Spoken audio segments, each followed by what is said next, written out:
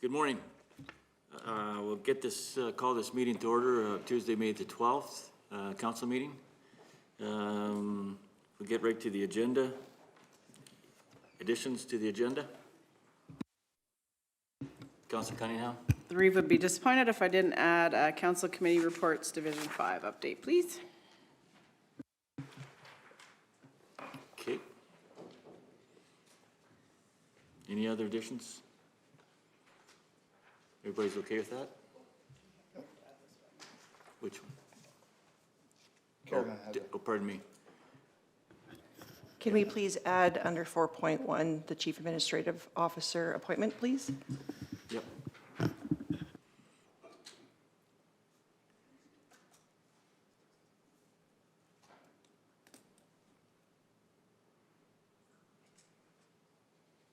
Everyone okay with the additions? Any other additions? Councillor Woodstock? There are no other additions. I would move the agenda as amended. Concerns, questions? All in favor? Carried.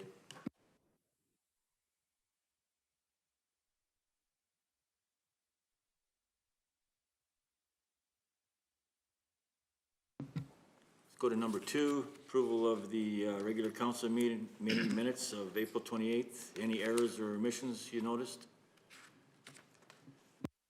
Councillor Hawkins. I approve I motion that council approves the adoption of the minutes of the April 28th, 2026 regular meeting of council as presented.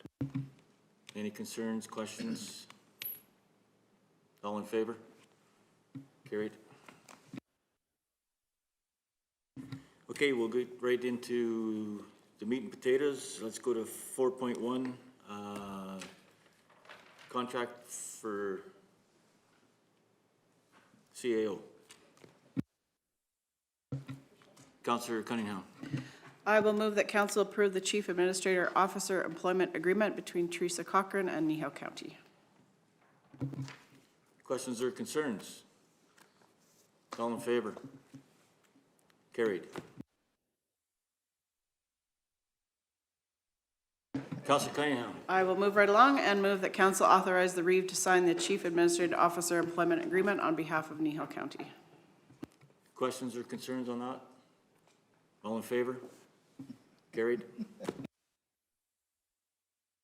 Okay, moving right along, I will move that the Chief Administrator Officer Employment Agreement between Teresa Cochran and Kneehill County remain confidential in accordance with the Protection of Privacy Act. Questions or concerns on that one? All in favor?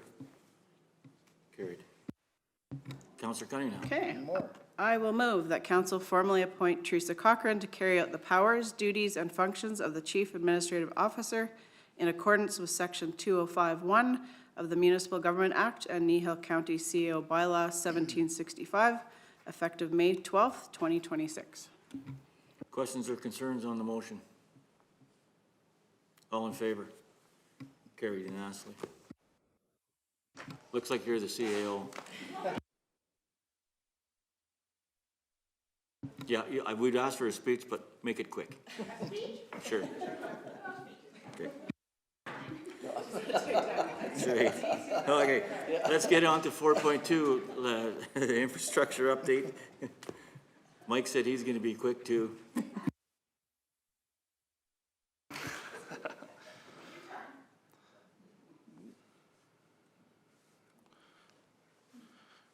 Good morning, Council. Just here to give a monthly update, just going over our bi-weekly updates and stuff.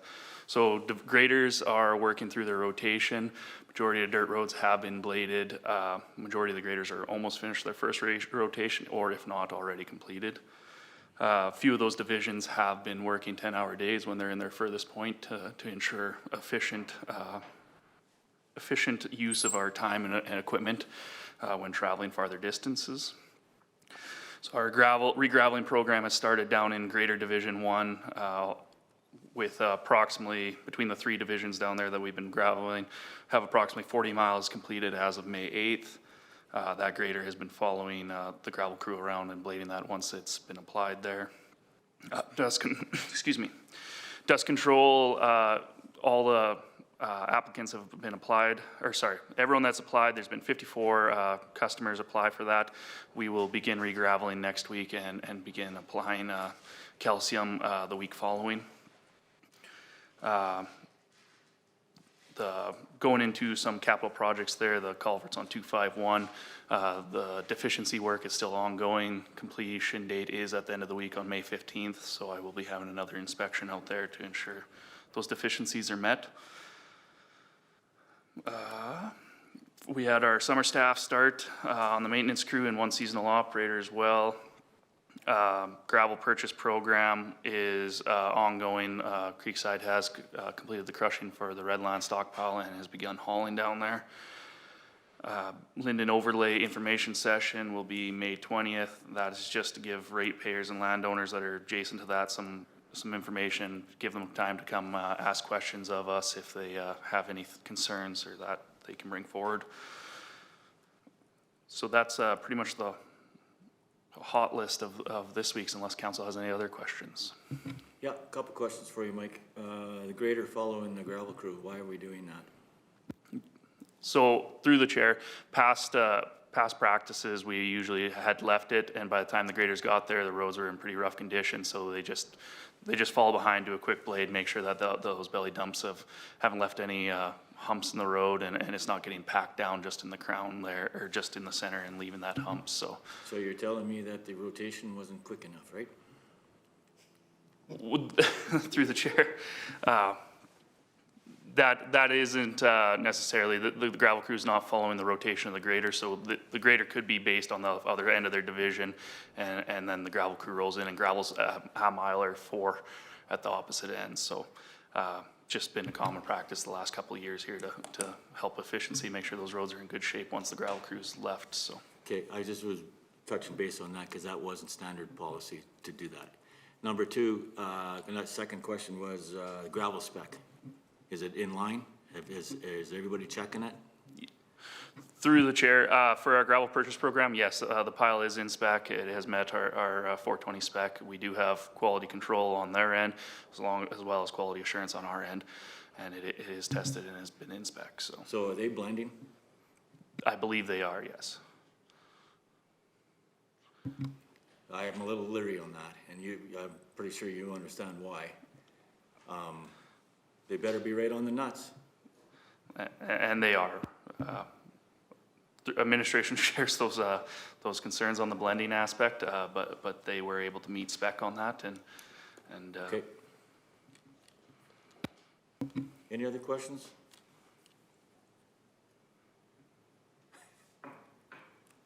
Nope. Good to go. Thanks, Mike. Thank you.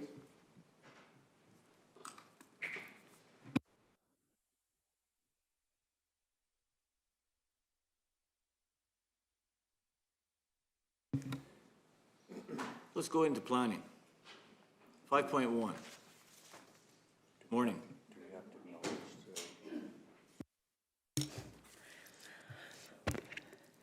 Okay, this morning, I'm bringing towards a first reading and setting a public hearing for the Hatarian Brethren Church of Huxley has applied to redesignate 5.3 plus or minus acres from the Northwest 29, 34, 22 west of the 4th, from the Agricultural District to the Light Industrial District, for the manufacturing of commercial products.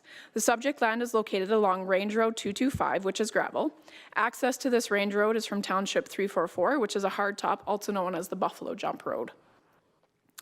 The purpose of this light industrial district is to allow a wide range of low-intensive industrial and commercial land uses in rural areas which are easily accessible.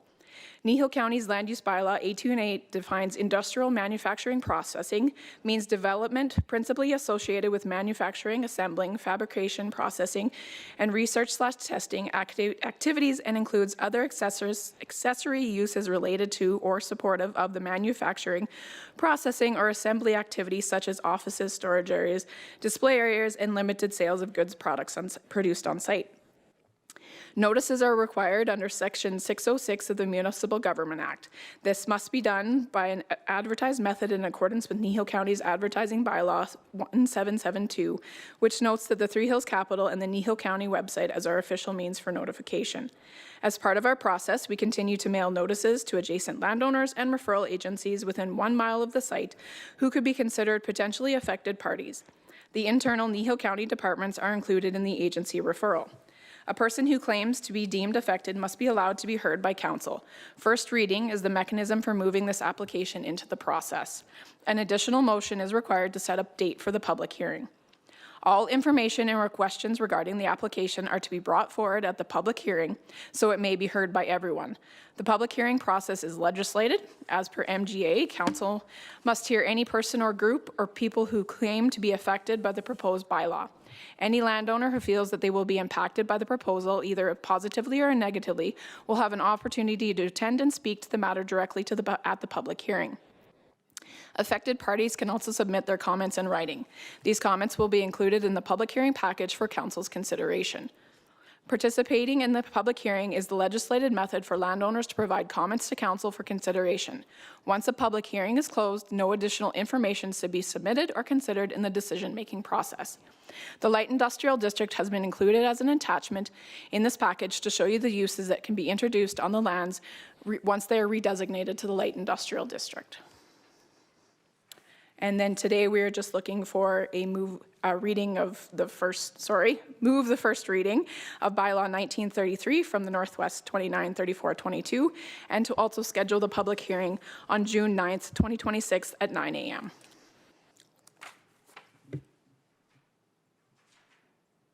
Thank you.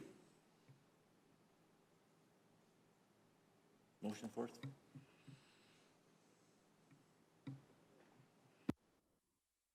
Councillor Olson?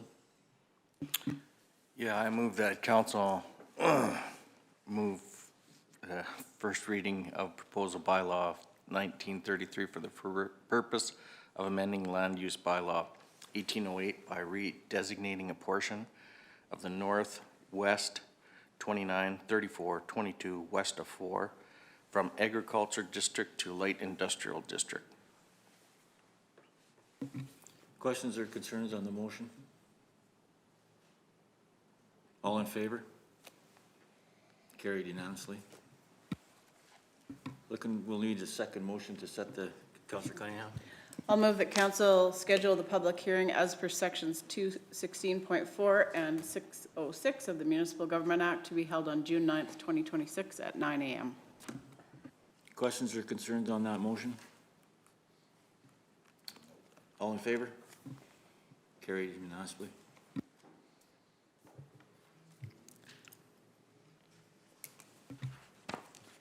Okay, 5.12, subdivision extension request.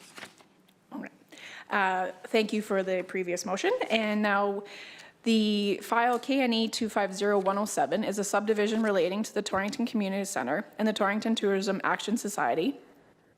The Torrington Tourism Action Society, also known as the Gopher Hole Museum, wants to replace its existing building and move the original buildings over to the lot that they're subdividing, and they want to restore the original use back to a schoolhouse, and this would be the parcel that would be subdivided from the Torrington Community Center. Landowners are given a year from the date of subdivision approval to meet the conditions of approval. If the conditions are met, the subdivision approving authority is required to endorse the subdivision to allow the registration at land titles. KNE 250107 was approved on April 24th, 2025. There is only one condition left with this specific subdivision prior to endorsement. The reason for the extension is to finalize the survey. Therefore, any extension for the subdivision file is required for the applicant to finalize their survey. This is the first extension for KNE 250107, and we are requesting the extension deadline to fall on April 23rd, 2027, as April 24th is a Saturday. An extension fee is paid of $250 from the applicant, and we have no concerns that this won't be met quickly.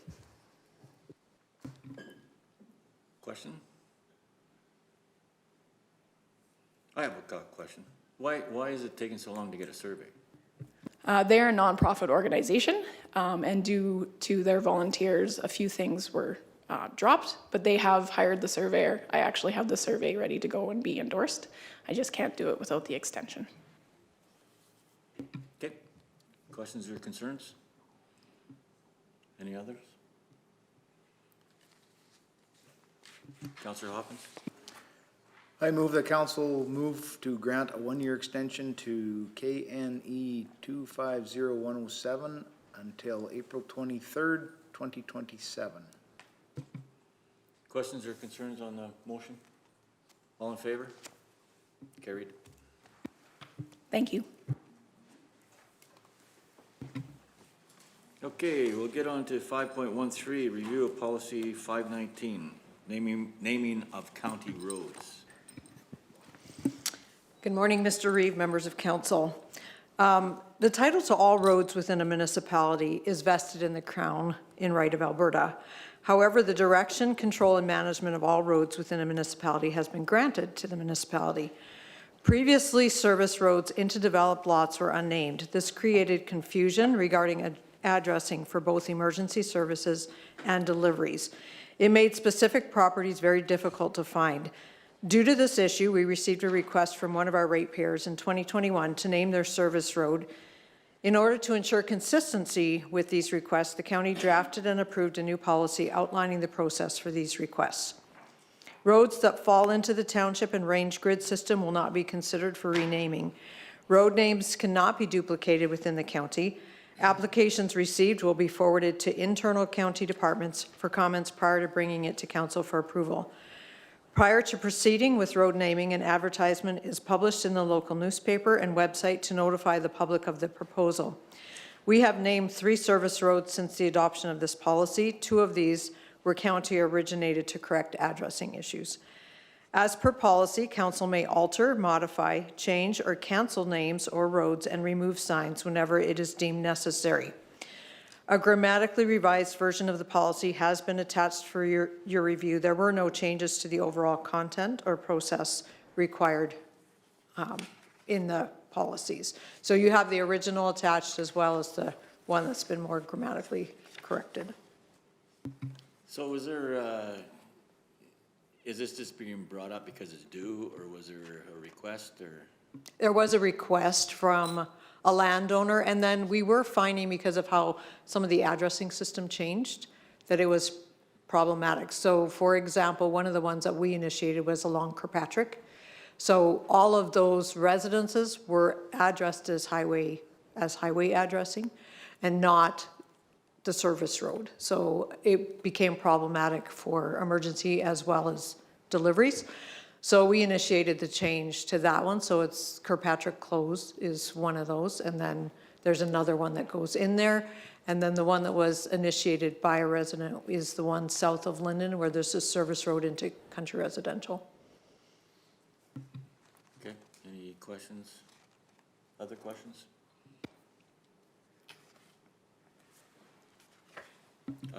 Councillor Olson? So these roads had no other designation? Like No. the service roads had no other designation? Okay. Correct.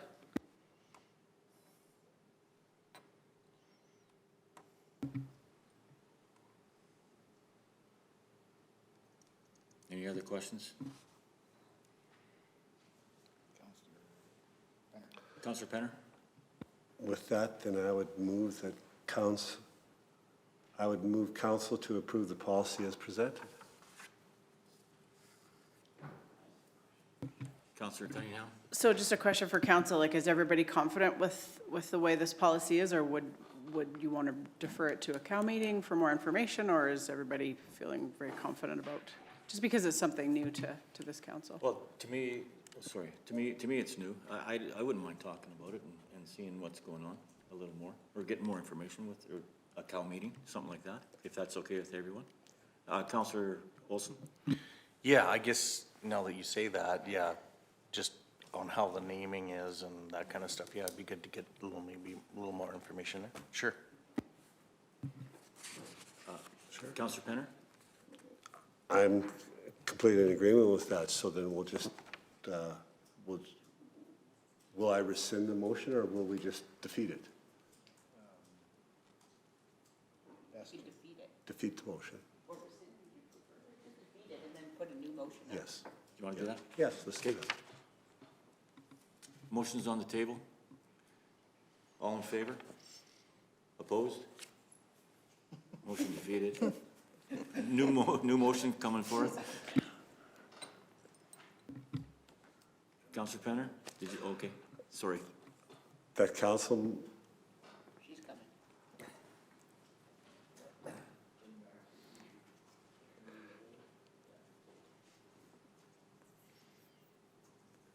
I would move that council direct administration to bring back policy 5-19, naming of surface roads, county roads, to a future committee of the whole meeting. Everyone okay with that? Any more discussion on that? All in favor? Carried.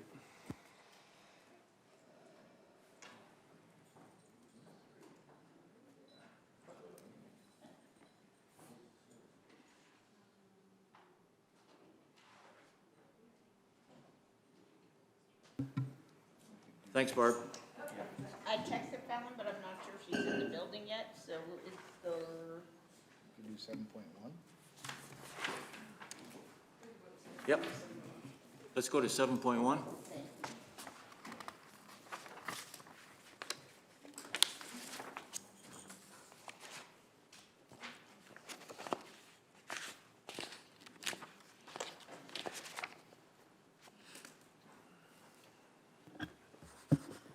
Thank you, Council. I'm bringing forward today the Central Alberta Economic Partnership membership for your consideration. As part of our due diligence to ensure public funds are being allocated appropriately from time to time, administration reviews the external committees and organizations the county participates in. The purpose of these reviews is to confirm that those memberships continue to align with council's strategic priorities, deliver value to the county, and represent a responsible use of municipal resources. We are not alone in this approach. Several municipalities have recently undertaken similar reviews of this organization. Some have chosen to remain members, while others have decided to withdraw based on their individual priorities. So first, what is CAPE? CAPE stands for the Central Alberta Economic Partnership. It is a regional economic development organization representing municipalities, Indigenous partners, post-secondary institutions, and industry across Central Alberta. Their mandate is to advance regional economic development through collaboration, investment attraction, and shared initiatives. Deputy Reeve Hoppins and Councillor Olson attended the CAPE annual general meeting last Friday, and they may be able to provide further insight into the work and value of the organization from their perspective. If council were to consider discontinuing its membership with CAPE, the earliest effective withdrawal date would be October 1st, 2027. There would be no immediate financial savings, as the county would still be responsible for the 2026 and 2027 membership fees, which are approximately $4,422.60 annually, plus GST. There is also a potential that the final year may be prorated approximately 10 months rather than a full year. It is also worth noting that the per capita rate increased from 80 cents in 2025 to 90 cents in 2026. I don't know the reasoning behind that increase, but I could probably assume why. So in addition, Kneehill County currently has a business representative associated with CAPE. I'll provide you some history on that appointment. At the November 12th, 2024 council meeting, that's the previous council, council appointed Amy Merrill as Kneehill County's business representative to CAPE for a one-year term, expiring at the next organizational meeting. At that same meeting, council also endorsed her nomination to serve as a director on the CAPE board. Following this, at the November 21st CAPE annual general meeting, Ms. Merrill was appointed as a director on the CAPE board, which carries a 3-year term under CAPE's government structure. However, the county's appointment of Ms. Merrill as its representative was only for a one-year term, and and it was not brought back to council for renewal to align with the 3-year board appointment. If council were to provide notice to withdraw from CAPE, her role as CAPE director would conclude in accordance with CAPE's governance requirements and the county's withdrawal from the organization. At this time, I will turn this over to council for discussion regarding this committee and the county's continued participation. Councillor Olson. Yeah, Councillor Hoppins and I did attend the spring AGM, and yeah, I'll just add to what Caroline said with a little bit more information. They basically were saying that their funding from the province has terminated, and so they are looking to stay active and fund themselves. So yes, this year they're remaining the same because of budget. They didn't want to make any changes there because all the budgets were done for the counties. But next year, the increase is going to go from 90 cents to $1.65 per capita. And then the year after that, it goes to $2.40 per capita. So quite a big increase over the next couple of years. And then probably depending on membership and everything else, it could rise even higher than that. So I think the timing, you know, of us going to the AGM and finding this out, the increases and everything else, I think we need to seriously consider what we want to do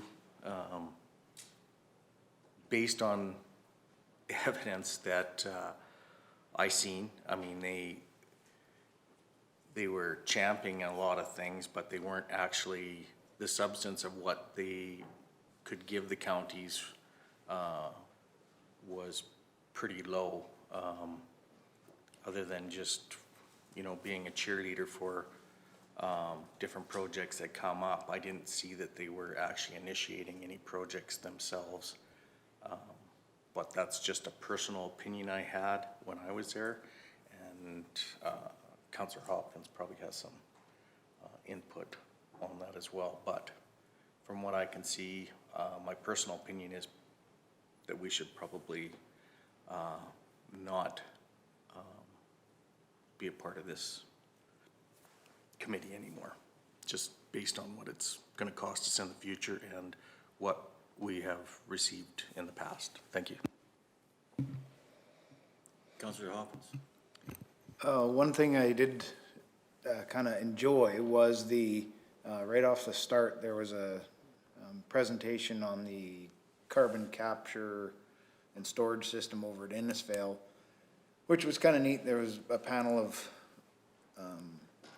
3 members that were instrumental, that still work with it, and one that was kind of instrumental in getting it set up. That was interesting, lots of information there as to how it all started and what they're doing. And they did offer a tour for anybody that wants to go over and have a look. Now, I asked one individual what else has been kind of come out of this group, and there was not much to report back. So it was tough for me to put my mind into this and what do we get out of this for what we pay. And for myself, knowing that it is no longer provincially funded, or federally funded, I'm gonna have a tough time staying involved with this group. What was my other question? Oh, and maybe our economic development people have left. We pay, or we use, I assume we use CityViz for economic development. Do we? Do you know? No? Okay, because with this membership of CAPE comes a CityViz portion. So I was wondering if we use CityViz, how much do we use it? do the fees for it outweigh the membership fee? So that was one question I had, but at this point, I'm struggling to stay involved with this group. Councillor Cunningham? Yeah, just, and no disrespect to Cape in any way. For me personally, I've been in business for 35 years, very involved with the Chamber of Commerce. And up until the time when I came on council, I had never heard of Cape. And so, you know, just talking to some of our businesses in the area, I don't think they're aware of Cape either. So, and maybe that's not their mandate, and I guess I've never really been clear about what it is. Like, is their mandate to come out to rural and support local business and to encourage new business? I guess I've never really understood, and I don't know if you folks got a clear indication of what the mandate is, but that's just something I've never been able to kind of get my head wrapped around. I've never personally seen an event hosted anywhere in Kneehill County by Cape, and I could, like, correct me if I'm wrong, could have happened before my time, but I don't know. I know last term I did attend one event over in Red Deer, and I've always got the feeling that it's very Red Deer and area based and not maybe so much, you know, in our area. So if someone could provide me with some tangible ways that they've encouraged business in Kneehill County, I'd be open to that, but to this point, I just haven't seen it, so, yeah. CEO Cochran. Thank you. Through the reef to all of council, just looking at some notes from Ms. Kester, our economic development person, who just came in the room, who can very much speak to all of it much more eloquently than I can read off my text, so stay tuned. Hi. So you guys had a question about how much we use CityViz. Yeah, so it's a data portal on our website, and it was covered by the Small Communities Opportunities Grant. I believe it costs, I have to double check the number, but it's around $6,000 a year to have that data portal. And the data shows community data such as workforce, housing, different logistics and whatnot for us to use on our website. Yeah, so it's completely covered. Councillor Olson? So this is something that we pay separately, or is this through CAPE that we are paying for this membership? And can we use CityViz without being part of CAPE, or? Through the chair, that's correct, yes. We used it, we use it for our own benefit on our website and to make different decisions. It's completely different from CAPE. Other municipalities have used CAPE to launch CityViz for them, but we already had it covered under this grant. Councillor Olson? Yeah, I guess then, you know, based on that, are we prepared to pay, like in 2 years, it's going to be over $11,000 to be a part of this committee, which I think is one of the more expensive, would be the most, or, so yeah, I don't know that we're getting value there. In dealing with some of the other counties and MDs in discussion, people that were involved in it are thinking awfully hard at dropping out. So, I mean, this economic development, I mean, it's one of those things where we pay, and nothing seems to happen. So I'm definitely not in favor of staying in this. Councillor Anderson? I agree. I don't see any, especially with an open-ended charge account. Like, we don't know what. You got to wait 3 years to get out of it. By the time we get out of it, what's it going to cost by then? Any other question? Or Councillor Cunningham? Yeah, just because Ms. Kister's here now. So a question that I had was, like, has CAPE hosted any events within Kneehill County, like, in the last 5 years? Or is it always, like, just in my interpretation, it seems like it is always more in that Red Deer area. But have they ever come out here and hosted anything? Through the chair, not to my knowledge, as of recently. Usually it is in the bigger municipalities because they are heavy on the investment attraction. Yes.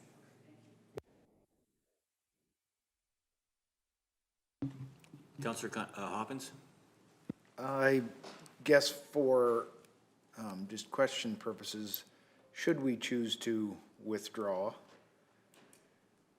our representative, Amy Merrill, I would assume she was appointed for 1 year, correct? As of last fall? Till this fall, so we, at that point, we would have to decide if she remains on until our withdrawal date, or, yeah. So through the chair, once Kneehill County is no longer a member, it no longer has the right to appoint and maintain a representative for Kneehill County.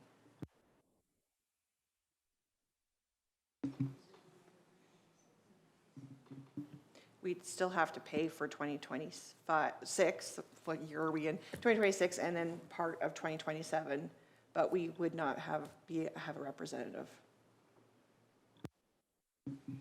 Councillor Olson? Yeah, her term, when we appointed her, was that in November? So would that end November 2026? And Yeah. then we would still have a couple of months thereafter if we chose to remove ourselves from this committee. So we wouldn't have to, she'd be gone and then we'd have to finish out the year. Is that correct? So as I understand it, we appointed Amy Merrill back in 2024, and she was only supposed to be there for 1 year, so 2025. And in 2025, when you guys got elected, we didn't appoint her again. That was kind of a miscommunication thing with the past council. They thought that the director role, she was going to get a 1 year term, but it ended up she got the 3 year term, but then nobody brought it back to council to appoint her for a 3 year term. So basically, she should have ended her appointment in October of 2025. Or have a motion from council to approve her for the next 2 Councillor years. Woodstock? Thank you. Ms. Kester, while you're here, question to Ms. Kester. Can you give us any benefits with staying with CAPE, or is there pros to being part of CAPE? Through the chair, my experience with CAPE is, like I said to Councillor Cunningham, it's heavy on the investment side, like an external investment attraction. They do have some benefits for business support, but we have other avenues that we're using for business support right now.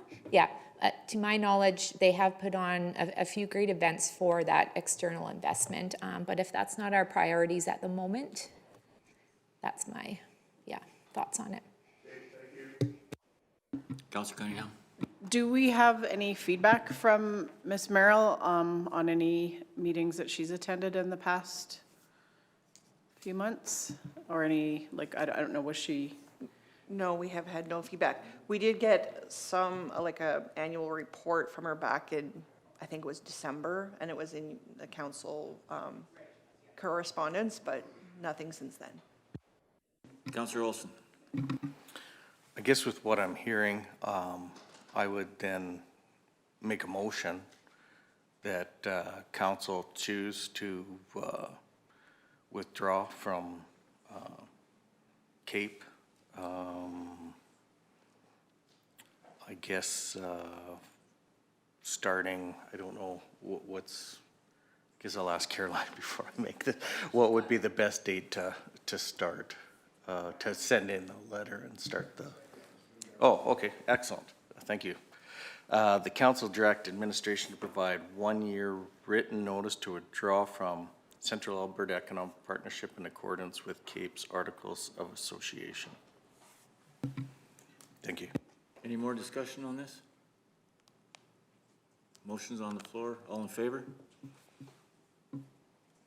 Carried.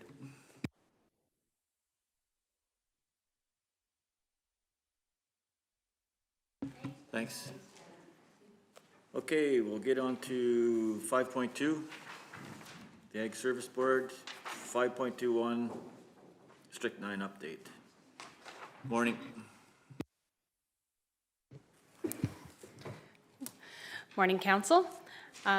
So I was asked by the CAO to bring a verbal update just on the Strychnine situation, as there is a lot of information circulating, and we wanted to make sure that the appropriate information was being relayed to Council.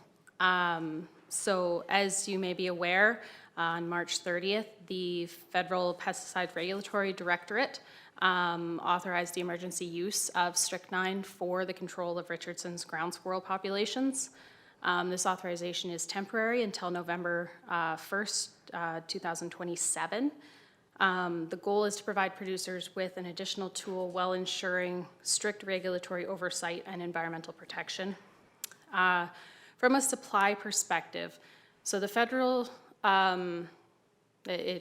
basically, the feds authorized this program, and then the province had to scramble to create the program. And so now the product, because it wasn't something that was being currently made in Canada and manufactured with our labels, they had to get raw product from India to Canada, to the manufacturing plant in India, or in Saskatchewan from India. And I believe that product, or the raw, should be here at some point soon. The actual product itself won't be available until the end of May, beginning of June. So that, and with that, there is going to be a very limited supply. There is also a large component of mandatory training and reporting. So for ourselves as a municipality, there is a mandatory vendor training that we have, myself and 3 of my staff members have now taken. We also had to update our vendor registration to be able to sell that product. It is only to be dispensed by municipalities, so this is not something that can be dispensed privately. And as far as the producer side of it, only qualified agricultural producers, those with verified farming operations and a legal land description under the title has to be under their name, or rental agreement under their name, are eligible to take the course and purchase the product and apply it. All users need to complete the mandatory training. It is through the Saskatchewan Rural Municipalities Association.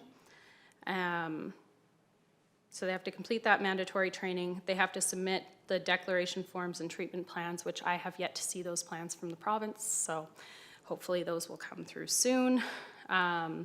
Within those treatment plans, they have to identify the infestation areas where they will be applying the product, and then follow all the label requirements, which including within that, they have to post signage at the treatment sites.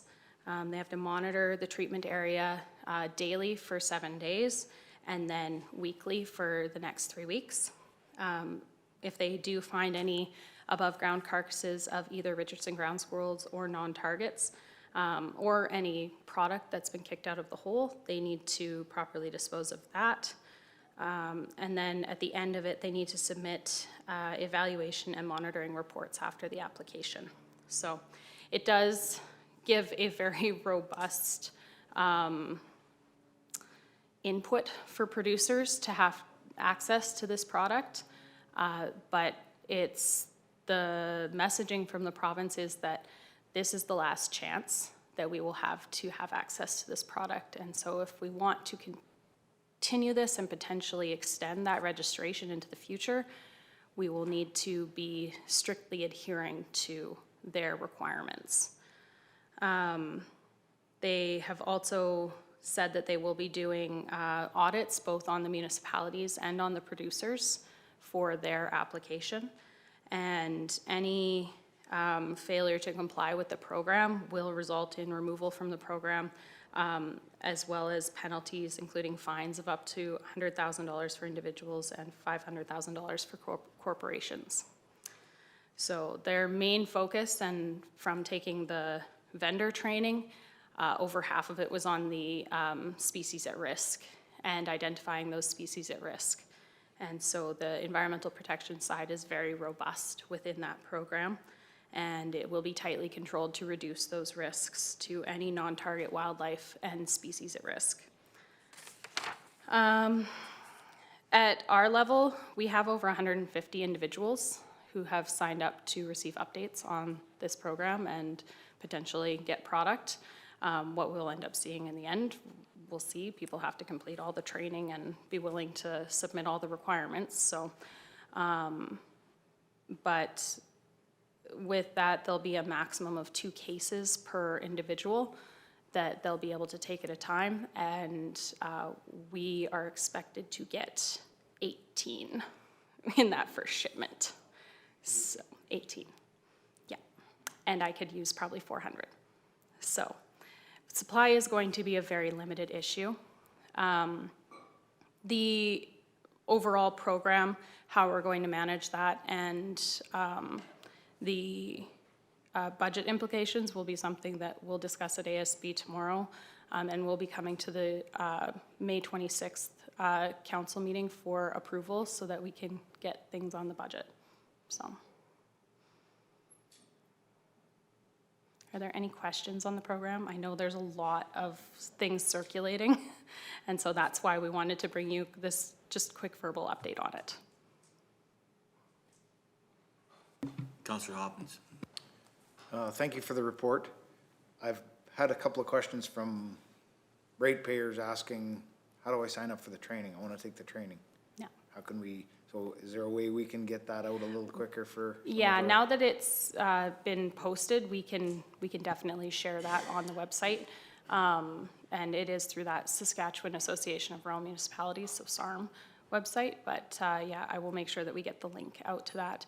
If there's anybody who is not on our direct mailing list, we are sending emails to anybody who has reached out to us and with all of those links. So if you know of anybody that would like more updates, they can absolutely reach out to us and we can send them directly the information. Just a real quick question. You talked about implications on budget. What implications would be on the budget for passing out strychnine?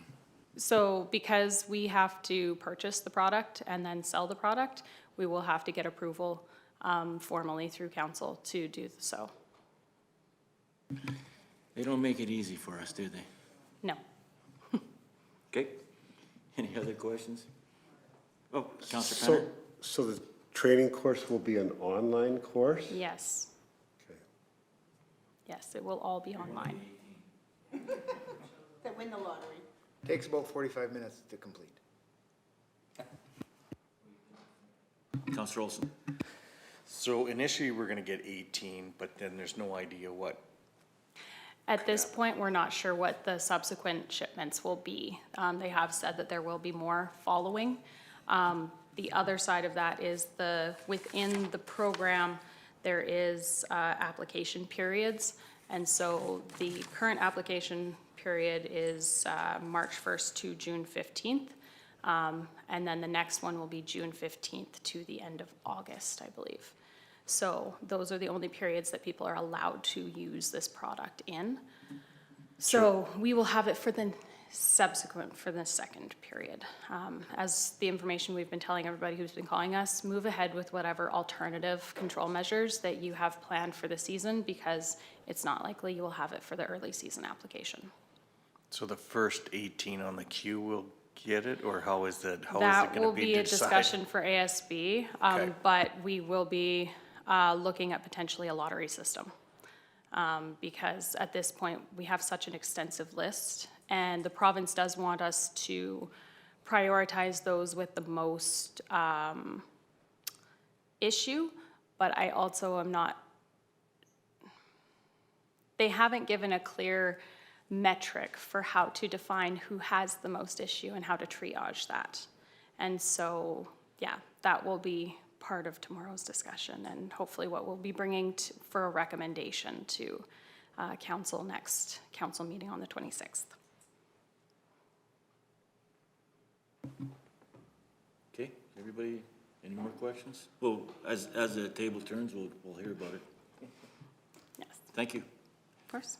Okay, let's go on to 5.2.2 real quick, and then we can get an appointment at 9:30.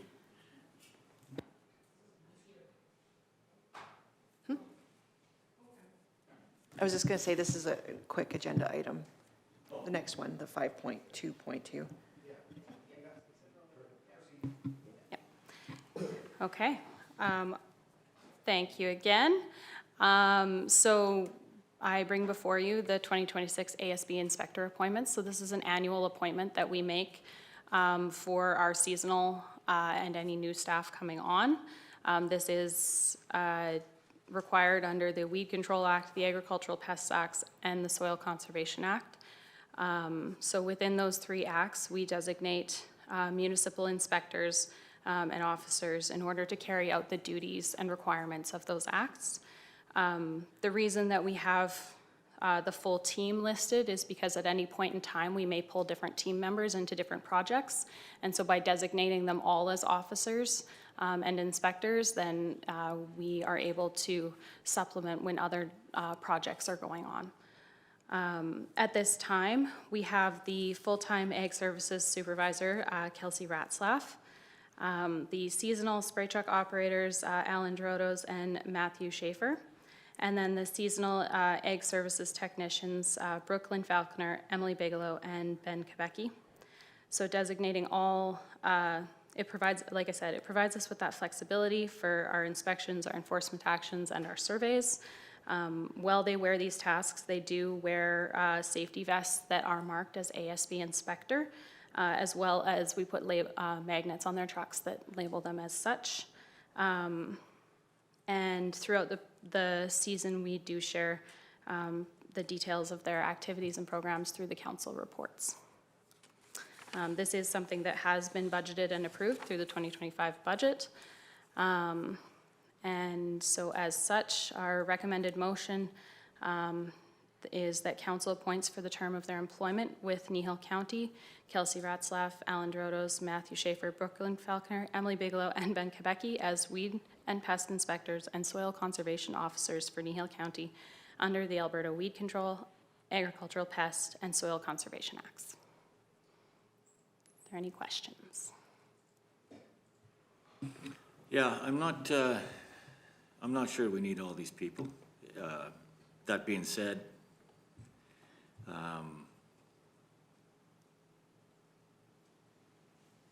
I understand we have to designate some people, or a person for the service board for a weed inspector. Now, these guys are, these part-time people, these are all part-time people? The including one Kelsey, full-time- is Kelsey part-time? Kelsey is not part-time. Kelsey is our full-time Ag Services Supervisor. She was a part-time individual last year, and so her designation is still under that part-time caveat, and so now that she is full-time, we are just redesignating her at the same time. So what does she do full-time? What does she do in the winter? She manages all of the agricultural events and any of the planning for the spring season, as well as the environmental farm plan programming, as well as there's a number of different programs. Okay, any other questions or concerns?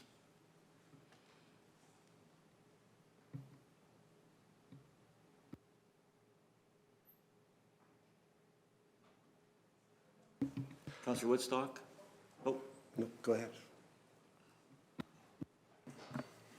Okay, well, at this point in time, I would move the council appoints for the term of their employment with Kneehill County, Kelsey Ratzlaff, Alan Dorotos, Matthew Schaefer, Brooklyn Falconer, Emily Bigelow, and Ben Kabibi as weed and pest inspectors and soil conservation officers for Kneehill County under the Alberta Weed Control, Agricultural Pests, and Soil Conservation Acts.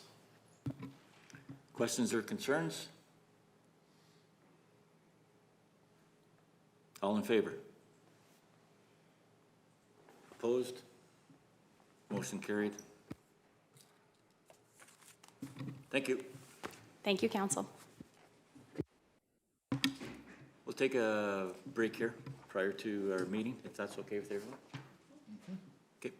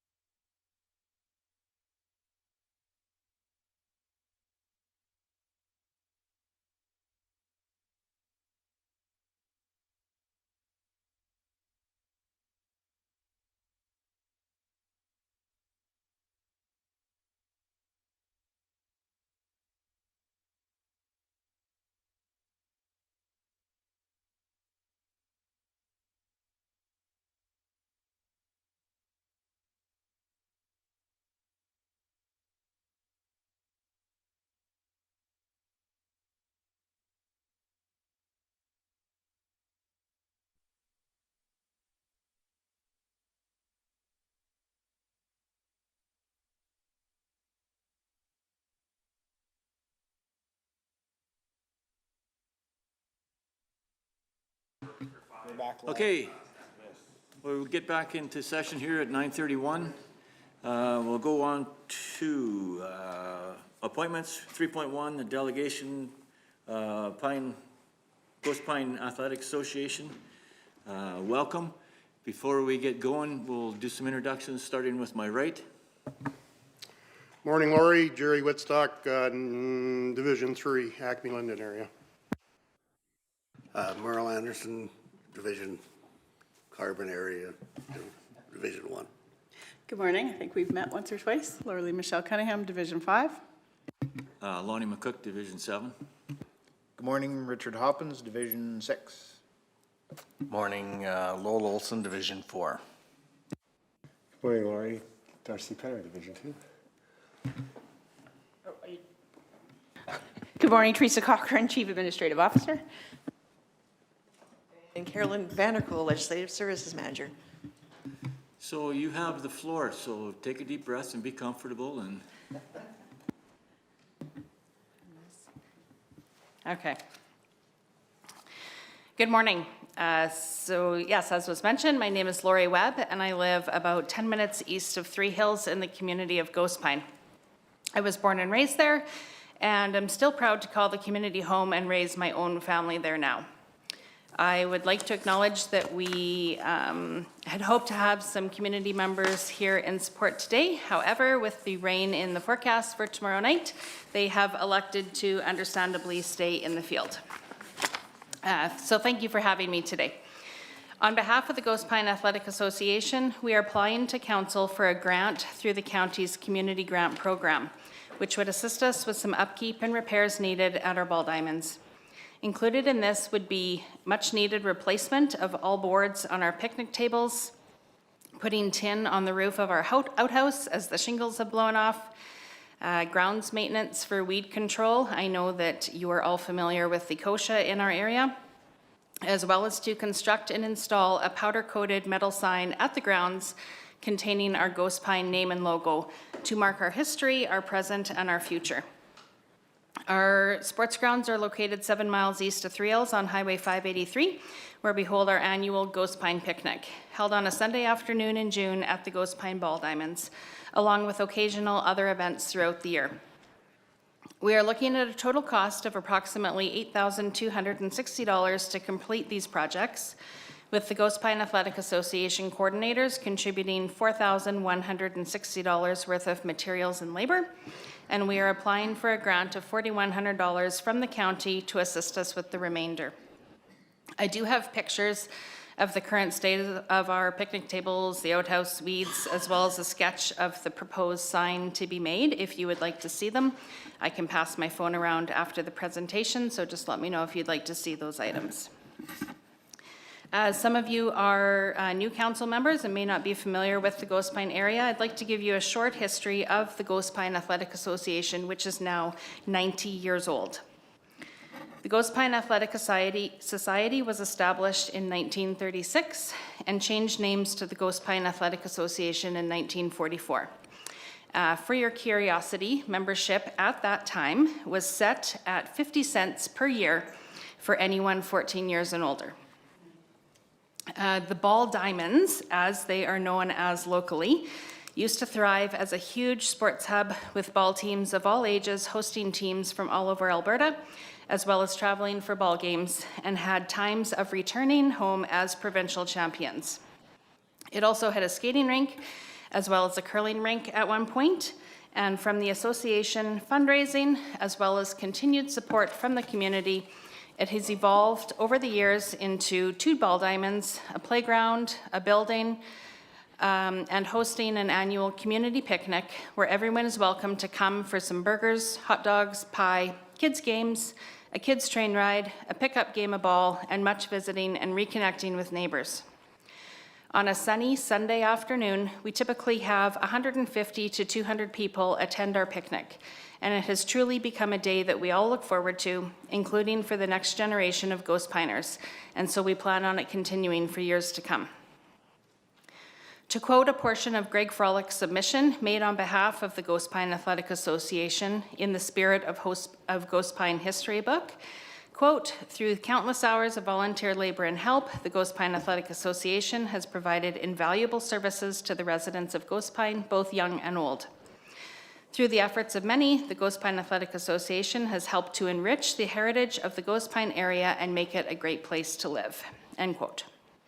If you are interested in any more of the history of Ghost Pine or what the Athletic Association has done, I encourage you to read Greg's submission on pages 100 to 136 of the Spirit of Ghost Pine history book. For our annual picnic, we cover the cost of our food with a reasonable charge to attendees that makes it affordable for all residents of our community to attend. Everyone who can brings a pie or two, and as they arrive, some local residents, who shall remain nameless in this presentation, rush to get a piece of their favorite kind before it is gone. It may sound like we come for the pie, but really we come for the enjoyment of getting together with our neighbors and enjoying a day together. I can tell you that my own kids, along with others, genuinely look forward to this day that doesn't see cell phones or computer screens, but rather sees the type of fun that most of us in this room grew up with. Occasionally, the ball diamonds and grounds are used for other things, such as a class reunion, a casual picnic place, or a ball game for a local team. Ghost Pine is long known as being a close-knit community that values old-time traditions, including face-to-face connections. From this predominantly farming community, I personally, along with many others in the area, can come from a place of our great-grandparents were friends, our grandparents were friends, our parents are friends, and now we and our children are friends. And I think that can be attributed in part to the intentional gatherings that we hold, such as the annual community picnic, to keep our community close. On behalf of the Ghost Pine Athletic Association and the entire Ghost Pine community, I'd like to thank you for your consideration of assisting us with keeping this long-standing community gathering place in good repair and kept up to be enjoyed for years to come. Thank you. Thank you very much for that presentation. Anyone have any questions? Councillor Olson. Yeah, I am familiar with the Ghost Pine community, as my wife is from that area. I am also know lots of people in that community. And the community is very active and has very positive and, energetic, association to them. So I'm also glad that you guys didn't ask for the entire amount that you guys obviously, are putting into this request as well. So I know that any funds you guys do put towards stuff is going to be maintained and kept for years to come. So I myself personally would be in favor of granting some money. Councillor Penner. Yeah, I think there's going to be a theme running here. I married a woman from the Ghost Pine area as well, and pretty much I'm a Ghost Piner now. You marry into it, and that's just the way it is. So I would agree with Councillor Olson. It's been a fun place to participate and spend time in, and I have some kids now living on the family farm, so I would agree with Councillor Olson. I'd be pretty happy to support this. Councillor Hoppins, are you married to one of them all? No, I ventured a little closer to home. I didn't get that far out. I just want to say thanks for the presentation, and I find it that when facilities like these that have historical value in our community don't get taken care of and used on a regular basis, they deteriorate. And it's great to see that maintenance is being done, things are being kept up, picnic tables are being replaced, because when we do that, they get used more often and keep that history alive. I would be in favor of making the motion to approve. Oh, I guess we do it after. Sorry, I'm jumping the gun. So yes, I would be in favor of this as well. Oh, here comes Counselor Gunny now. Sit back and relax. No. It's Well, gonna rain and there's seating to be done. oh, stop. Oh, man, no comment.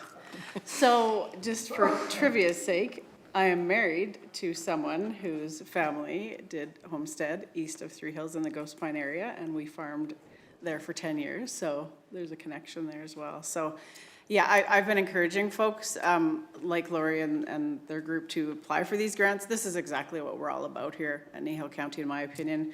History, keeping that history alive, community, like you said, reconnection.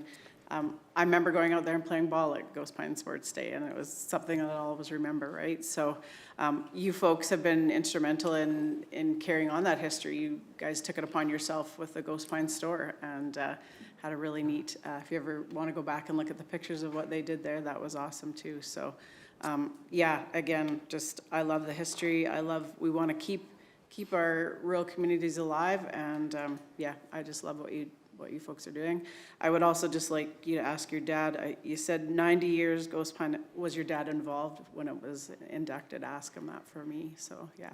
So interestingly, Ghost Pine, before Ghost Pine ball diamonds were where they were actually just up the hill from our farm. Yeah. So they've actually moved over the years and then landed where they are now. But back then, yeah, it was just on top of the hill from where we live, so.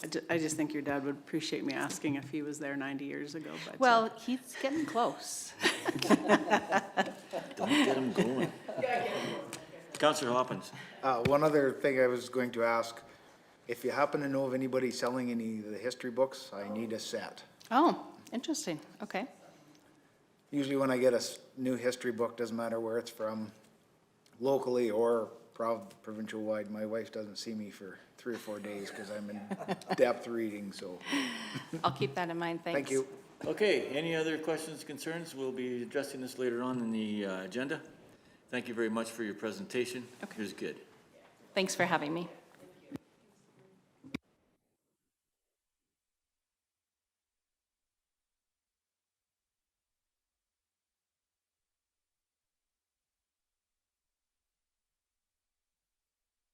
Or do you want to go to 7-2? do we have time for 7-2 or 7-3? Yeah, you want to go to 7-3? Sure. Let's go to 7-3. 7-3.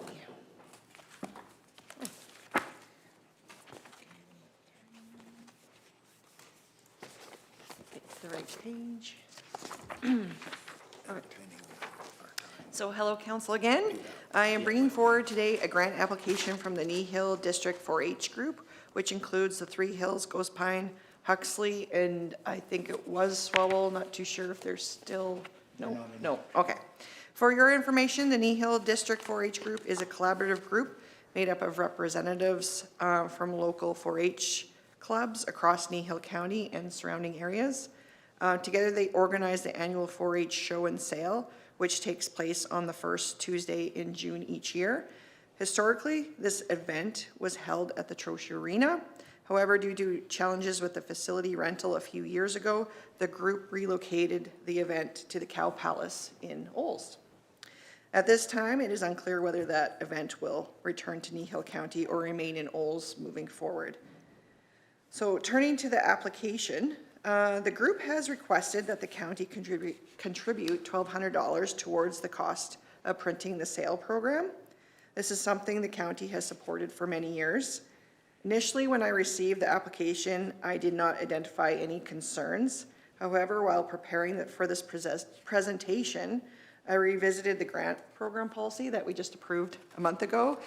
And under section 2.1A, eligible applicants include nonprofit organizations, societies or associations operating within Kneehill County, including urban neighbors, provided that the project or event takes place within the county boundaries.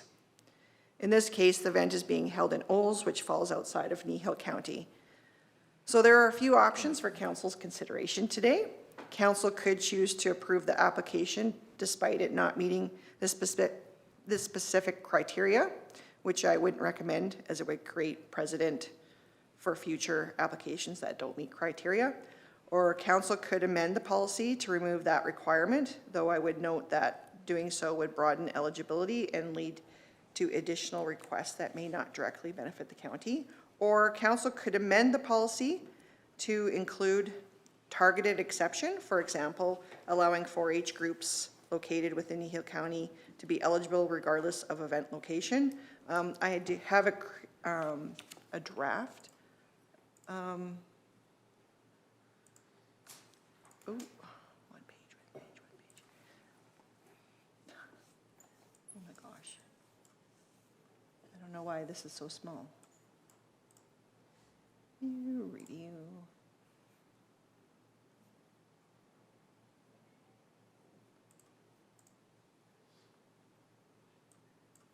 Oh my goodness. Oh, here we are.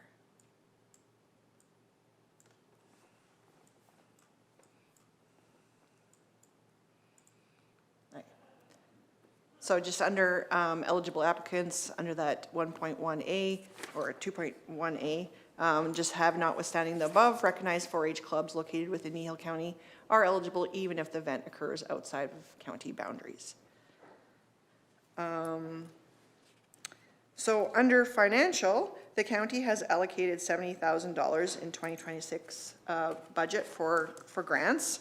Since council approved the grant program on April 14th, administration has received a total of 7 applications with a combined funding request of approximately $44,900, which is equivalent to 64% of the budget allocation.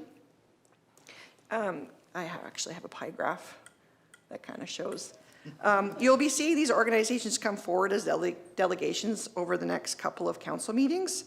And there's the pie chart just showing how much, $70,000 we got, remaining 36% of allocation if we approved all those 7 applications. So I wanted to bring this to your attention so that as council considers each application, there is awareness of the overall demand on the program. There's clearly strong interest in this funding, and it reflects that many organizations are seeking support. Ultimately, it is council's role to determine which applications provide the greatest benefit to Kneehill County as a whole. So council's options today are to approve the requested funding of $1,200 with or without a policy amendment, approve funding in a different amount, or deny the request as the event is not taking place within Kneehill County. That concludes my report, and I'd be happy to answer any questions you might have. Councillor Penner. When I look through the application, I see that their specific request for the funds is to use it for their show and sale catalog, and also to help pay for the ad in the Three Hills Capital newspaper, recognizing that the event itself may not occur inside Kneehill County. It does seem to me that they're making sure that all the funds stay inside the county. It's an observation that I think it still seems like a viable request to be made. Councillor Olson. Yeah, I would like to support the 4-H association within our county, but I am against, setting a precedence. I don't want to do that. So, wish there was maybe there was another option, but to be able to support the club, but not the event outside the county. Councillor Cunningham. Yeah, and I can't remember, there was some history as to why it moved away from Trochu, and I'm not sure all the details on that, but it is unfortunate that it isn't still held in Trochu, and like I think you've alluded to, potentially maybe it will be again someday. Ms. Vanderkool, if you could just go back to that chart, not the chart, but the one above. So because we've changed our policy so much lately, just the one you had above what the policy change would be. So for example, if Kneehill Minor Hockey comes to the county and they're going to provincials in Ponoka, So then do we not support them because the event's not being held in Kneehill County as per our current policy? Like, that's where I'm just getting really, because we do have a lot of local groups that have to travel for hockey or baseball or whatever it may, or 4-H, right? So I think this is not the first time or last time we're gonna see this, right? But I don't know what the answer to that is. Councillor Olson? But are we supporting the provincials, or are we supporting the team in preparation to go to the provincials? I understand what you're saying. It's a good, test here to see what we need to do. Councillor Anderson? I have to say that you have to view this the same way. Are we supporting Olds? Are we supporting the members of our community that are going to Olds? Same point of view. Just another way of looking at it. Go ahead, Karen. I kind of forget what I was going to say, but I know I remember what I was going to say. So prior to this policy, the youth policy, if provincials were held here, we would support them, but if they were going to go off to play provincials, we wouldn't have supported them. Councillor Hoppins? I do know the history of why it moved to Olds, and there was a hockey team in Trochu that was using the arena for summer months, so they didn't take the ice out. I think it was 2, potentially 3 summers, so the 4-H didn't have a spot to host the show and sale in Trochu, and any other venue in the area wasn't willing to accommodate, so they ventured over to Olds. I do know that the show and sale catalog is printed here locally in Three Hills. The money is spent here, as well as the Three Hills Capital, and I know the district kind of relies on this amount of money to make all that happen. I do understand that if we allow this now, that we may have future, but I'm in favor of supporting 4-H. All of these members and their families are from within Kneehill, support Kneehill. I grew up through the 4-H program, so it does mean a lot, and every member knows that Kneehill County donates to the catalog, so I'm not sure how we have to change the policy first, or if we can approve it and then change the policy. There's a recommended motion at the bottom of the screen here that you do everything at the same time, that the council amend policy 511 grant program as discussed and approve a donation to the Kneehill District 4-H group in the amount of $1,200. Councillor Hoppins? I'll make that motion that council amend policy 5-11 grant program as discussed and approve a donation to the Kneehill District 4-H group in the amount of $1,200 to cover the cost of printing the show and sale catalog for the annual 4-H show and sale. Any more discussion? Councillor Cunningham? Yeah, I just, thank you, Councillor Hoppins, for that. I wasn't sure how we were gonna do it, but to me, 4-H is another thing that Kneehill County, what we're all about, and so how we were gonna support it, I wasn't sure, but this is, yeah, to me, this is what we're here for. And just on that note, thank you to the 4-H groups for their highway cleanup. I was driving along and saw them all doing their work, so thank you for what they do. Okay, and I'm done. Okay, motion on the table. Any more discussion? All in favor? Carried. Oh, opposed? Carried. Let's just take a break until we got the next.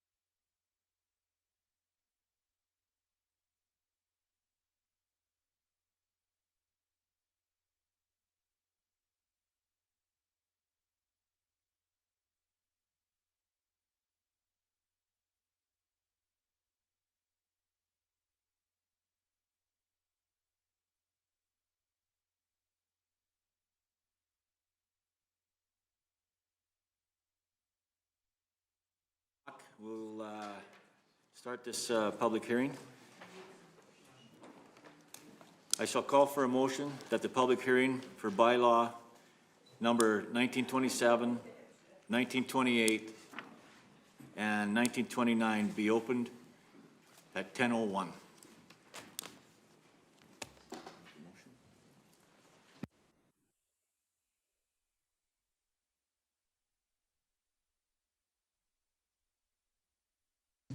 Councillor Woodstock?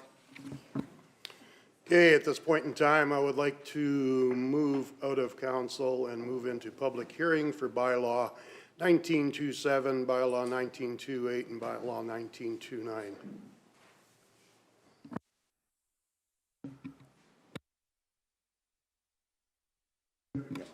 Yep.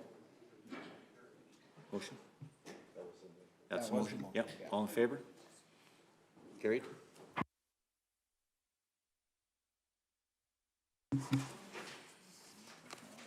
Okay. So I'd like to remind the public that if they wish to speak to the bylaw, they should register the name on the speakers list. There'll also be an opportunity when I've gone through the speakers list that I will ask for one final time if there is anyone else present who wishes to speak. At this time, I'd like to introduce the members of council today, starting from my left. Good morning, Darcy Penner, Division 2. Good morning, Lowell Olson, Division 4. Good morning, Richard Hoppins, Division 6. Lonnie McCook, Division 7. Good morning, Lorelei Michelle Cunningham, Division 5. Merle Anderson, Division 1. Morning, everyone. Thanks for coming. Jerry Whitstock, Division 3, the Acme-Linden area. Okay, today's public hearing procedures will be followed according to procedural bylaw 1919. A copy of this procedure is attached in the package, and the additional copies can be found on the recording secretary's desk. The public hearing package can also be downloaded from Kneehill County's website. The website address and a QR code for quick access are displayed on the presentation screen. I will now ask our Planning and Development Department to come forward to make their presentation. Thank you, Reeve, members of council. This computer just rebooted and has updated. So it says we're 100% there, but we can't get in to open our presentation. Circle of death. Yeah, it's taking forever. So my apologies. As soon as I touched it, it decided to reboot. There we go.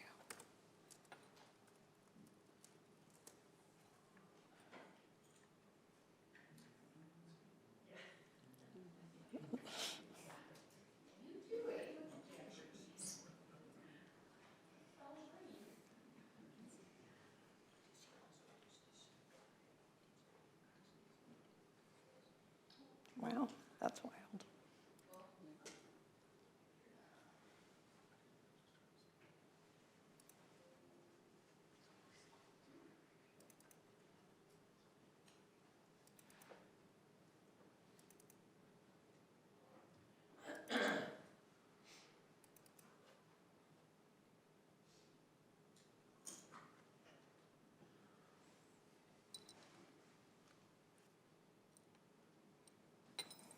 It's coming.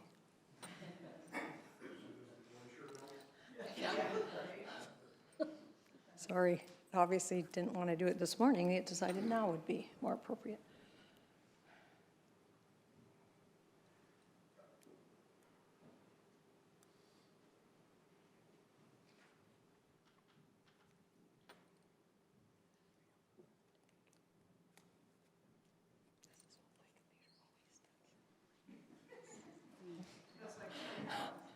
I don't know. It rebooted, it restarted and updated, like, as soon as I touched it, so I'm just trying to get in here and see. There we go. It may, oh, perfect. Thank you. It's just scared as soon as he walks in the door. All right.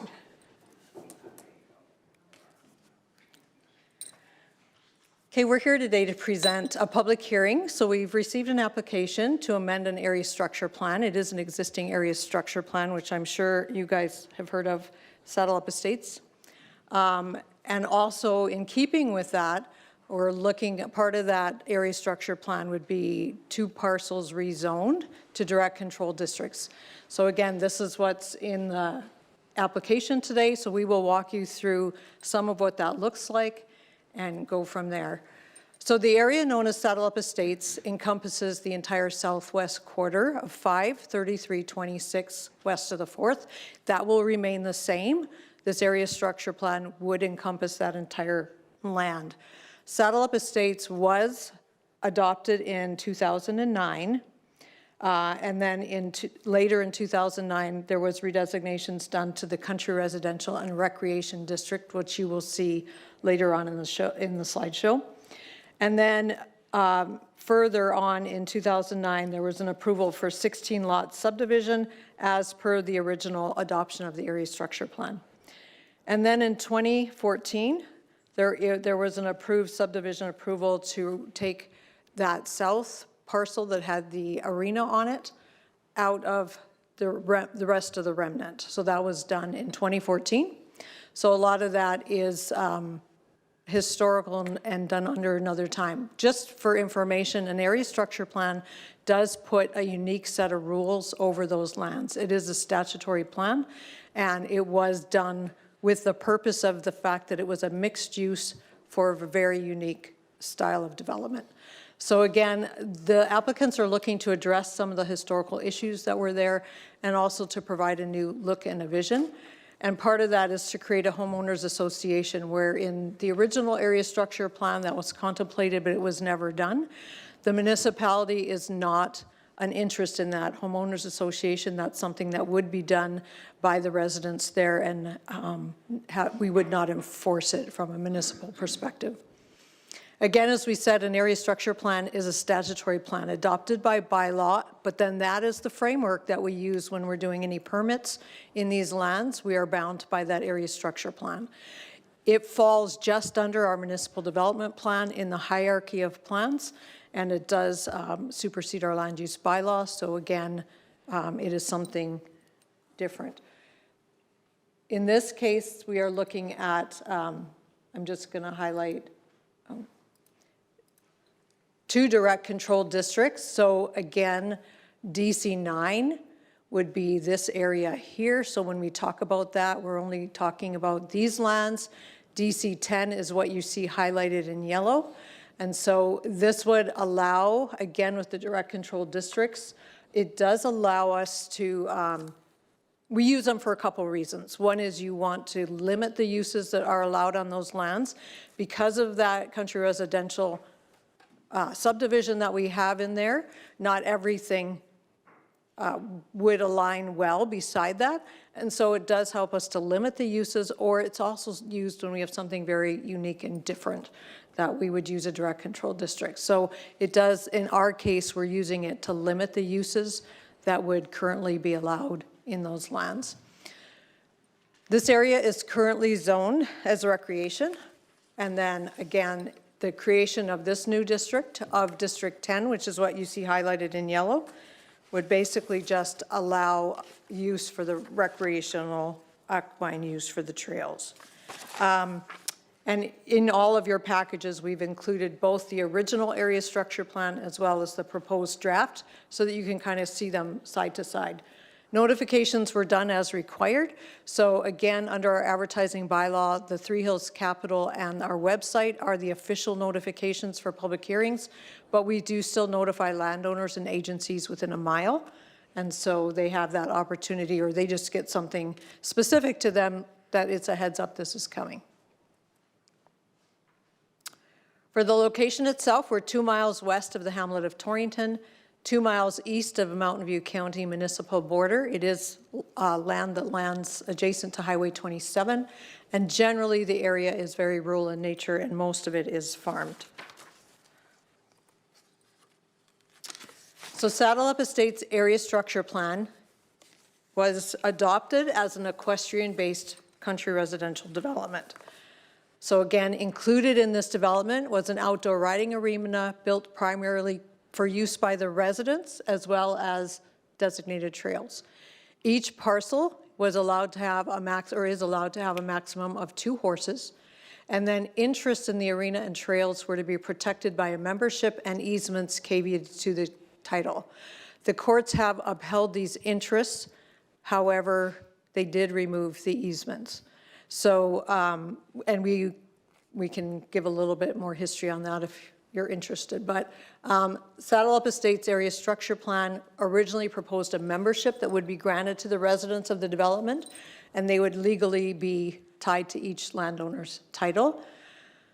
The applicants here have proposed not only a new look, but they have also proposed to manage that common area with a homeowners association. And again, under this amendment, it includes the creation of 2 new direct control districts. The lots that are colored in orange are all land within the 3.5 to 4 acre lot size, and they are zoned country residential. There are 14 country residential lots. 4 of those have been developed. The 4 lots in the middle were approved to be split into 2 lots. So where that blue line is, again, this is just sitting with land titles currently.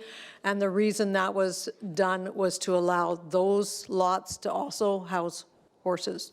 Prior to, they were too small to do that. So that gives everyone in that residential district that opportunity. The lots that are colored in yellow, currently there are 2 lots, are all zoned recreation district.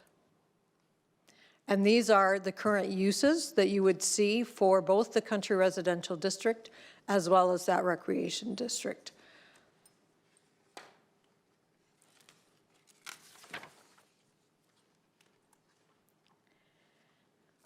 Prairie View Estates is what they are proposing as a new name to this area structure plan. And so they are wanting to amend that. And their mission statement is to create a legacy rural community that celebrates Alberta's agricultural roots, promotes shared stewardship of the land, and empowers families to live freely, responsibly, and in harmony with the natural environment. Again, the Homeowners Association, they have also drafted that. We have included a copy, which would be self-governing in the management of the common trail areas. And it would provide residents with a consistent approach to the trails. Everything would be spelled out in that document. The residents would also have an opportunity to vote on any of the Homeowner Association business. And as I said previously, the county will have no interest in that HOA. We won't be enforcing it or drafting that.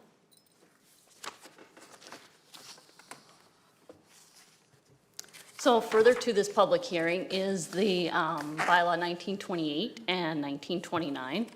So Bylaw, excuse me, Bylaw 1928 is for the Direct Control District 9. So again, here is this area that we're looking at to be rezoned to Direct Control 9. The intent is to ensure the original area structure plan, their intent, and the higher level of equine lifestyle to be preserved. So that's why we have limited uses, both permitted and discretionary.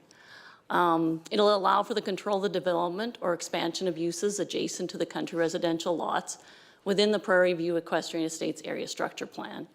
It'll prohibit the uses that are not appropriate for the subject site that may be in conflict with adjacent land uses and development as determined by council or its delegate, and then to accommodate uses that are appropriate for the subject site and are not in conflict with the adjacent land uses and development as determined by council or its delegate.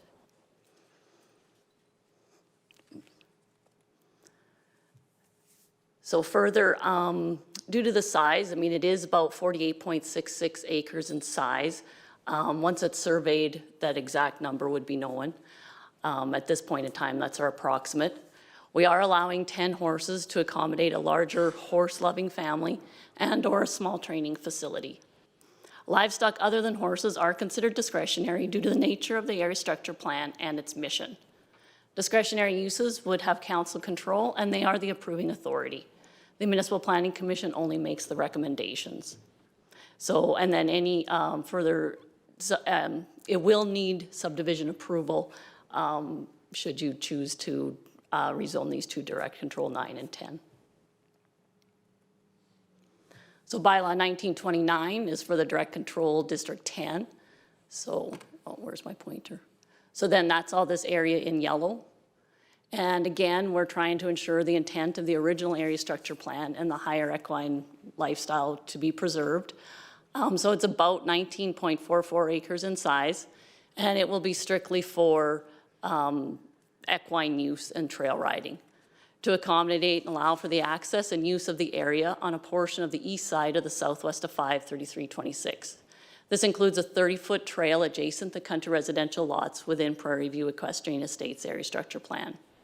Again, it will prohibit uses that are not appropriate for the subject site, and then also to accommodate uses that are appropriate.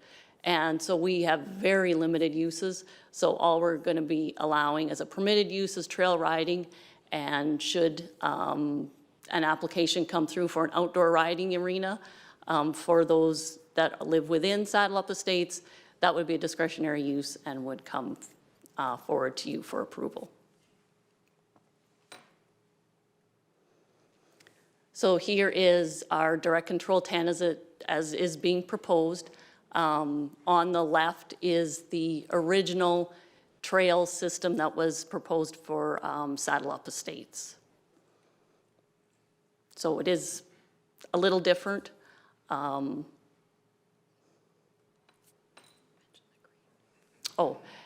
our green area here, this is under this is outside of this landowner's land, and it is under a court order. So it is designated for 15 feet. In our proposal, we are recognizing 30 feet around these country residential lots.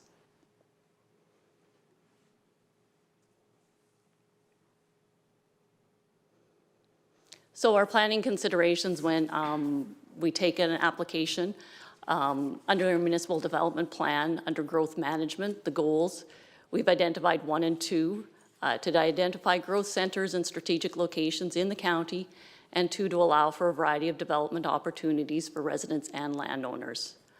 It follows policy 7, where a mixed-use development for 5 or more parcels is proposed, an area structure plan is required.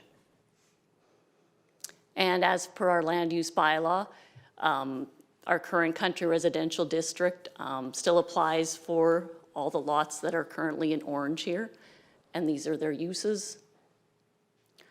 The parcels, they will remain country residential in the new area structure plan.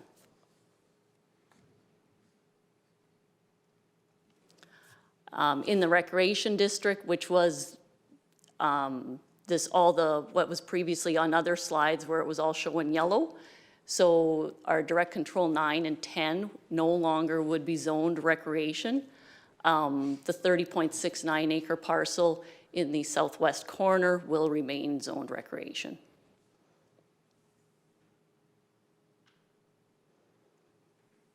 So here's our 2 direct controls districts side by side. The purpose of these districts is to provide for the development of land uses under individually unique circumstances requiring site-specific controls where the application of conventional land use districts would be inappropriate or inadequate.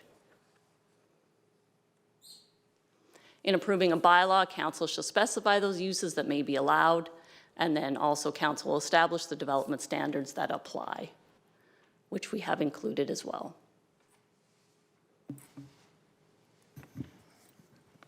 Okay, administration also, as council, you guys have the authority to amend, to deny, or to make some changes or approve it as it is. But as administration, we are proposing to include the following wording under section 3.12 to ensure the protection of the arena interest in this area structure plan. So again, this is basically taken directly out of the previous area structure plan. This is what the courts have currently ordered has to happen, and so we just want to protect that interest by moving that section over into the new area structure plan. So we will do some revisions to this area structure plan before we bring it back for second reading, but we wanted you to know we were going to do that, and we wanted to set that out in the public.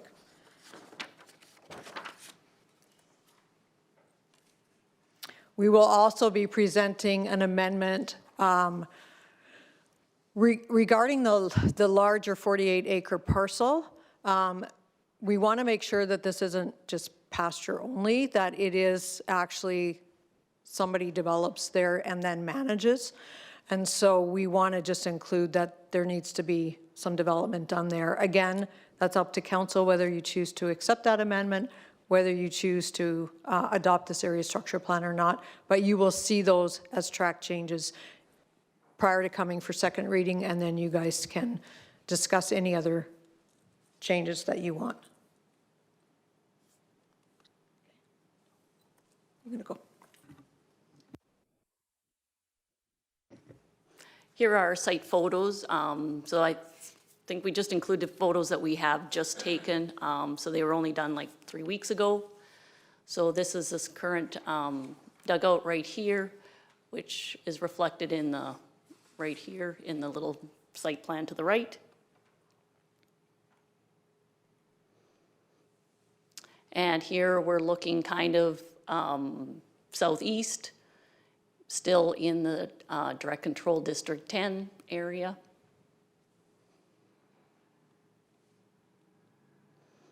And same, maybe a little bit more to the south as well.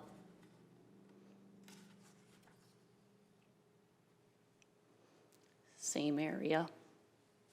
So this would be all within the new direct control 10 area. And then here we are back, we're looking at the, from the Range Road, and here's our quarter line, and we're looking directly east. And then here again, we're looking a little bit, I guess, a little bit to the south, but mainly east. And then here we're directly looking south again from that approach. So these two photos would be strictly, basically almost your direct control 9 area.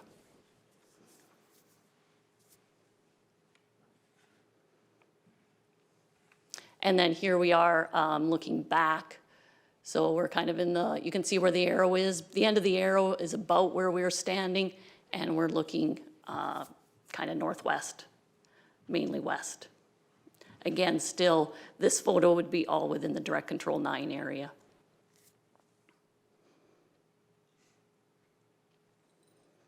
And here we are looking kind of more to the corner, kind of the northeast corner of the parcel. And again, in the direct control 9 area.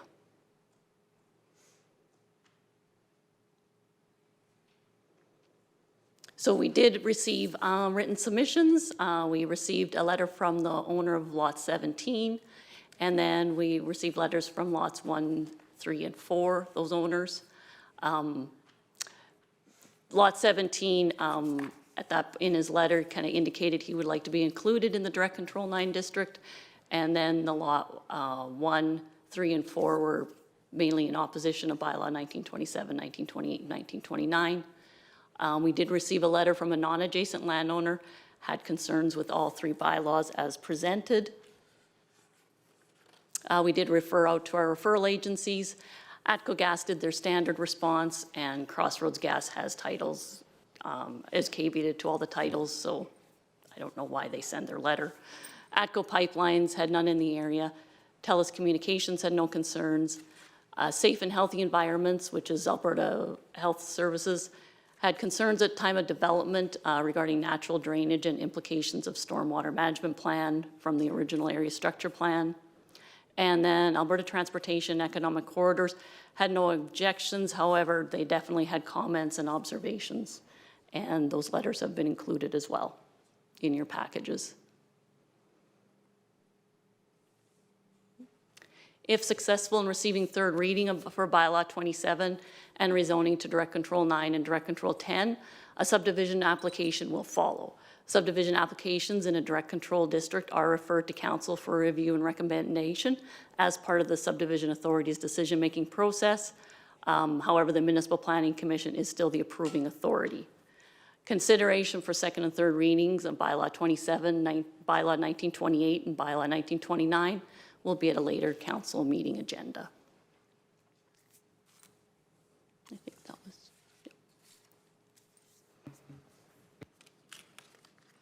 Any question? Council have any questions for the planner?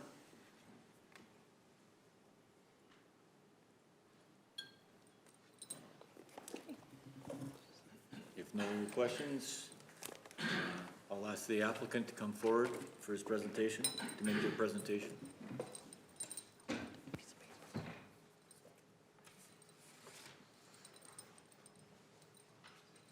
do you have anything to, is it just verbal or do you have anything for the computer? Okay, okay, just make sure your mics are on, so when it's read, it's on.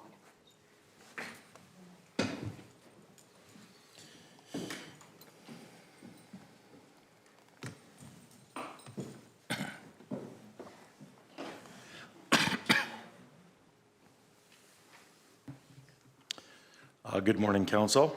My name is Craig. I am part of the application. I want to say thank you for the opportunity to speak here today regarding the proposed amendments to the Prairie View Equestrian Estate Structure Plan and the related redesignations. Firstly, I would like to acknowledge that the subdivision has had a long and difficult history, as many of you here know. And I understand that there are strong feelings and frustrations, differing perspectives surrounding the evolution of this development over many years. And I respect that many residents purchased into this subdivision under the original Saddle Up Estates vision. And I want to recognize that that history is meaningful to all of them. At the same time, council here is faced with the responsibility of determining what framework provides the best long-term path forward for the subdivision, the residents, and the county as a whole. From our perspective, the intent of these amendments is not to deepen conflict or erase the past history, but try rather to promote greater clarity, practicality, and long-term sustainability moving forward. Regarding the litigation, the reality is that the past litigation and disagreement have already occurred under the previous framework. That has happened. That history demonstrates that ambiguity and differing interpretations have already existed over the past several years. And from our view, these amendments are an attempt to create clear land use expectations and governance boundaries rather than prolonging uncertainty into the future. There are other concerns that we do appreciate raised regarding direct control districts and the potential for future legal disputes. However, council must ultimately evaluate the specific planning merits, technical considerations, and long-term functionality of this particular site and subdivision, and understand that there has been previous litigation in the past framework. So the circulation responses from what we had just seen, Alberta Health Services, Transportation, Economic Corridors, the utility providers, they did not seem to raise too many large objections in principle to this proposal. The drainage and stormwater was one thing that did get raised. We would stand on that it's been since 2009 that the development has been there. So to go into extensive stormwater and drainage surveys, possibly in 2009, might have been merited. Now we can, with history, we can say over this many years, there is no issues of stormwater drainage. We've had droughts, we've had floods, we've had everything of high water tables, and it seems to be operating as it was intended with proper drainage. So I think those concerns could be mitigated as of today. From our perspective, the comments focus primarily on their standard technical considerations, like we said, the drainage and traffic impacts and setbacks, which I think have been recognized and addressed already. We do believe it's important to recognize that the subdivision does already exist.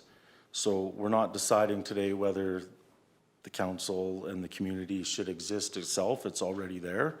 We're trying to decide on what framework gives this community the best opportunity to function with less conflict, greater clarity, and more realistic long-term governance moving forward. Regarding the name change and the proposed name change, we understand that the original Saddle Up Estates name carries a lot of emotional attachment and history for the residents. However, the subdivision and planning framework have evolved significantly over time. And the proposed name change appears intended to better reflect,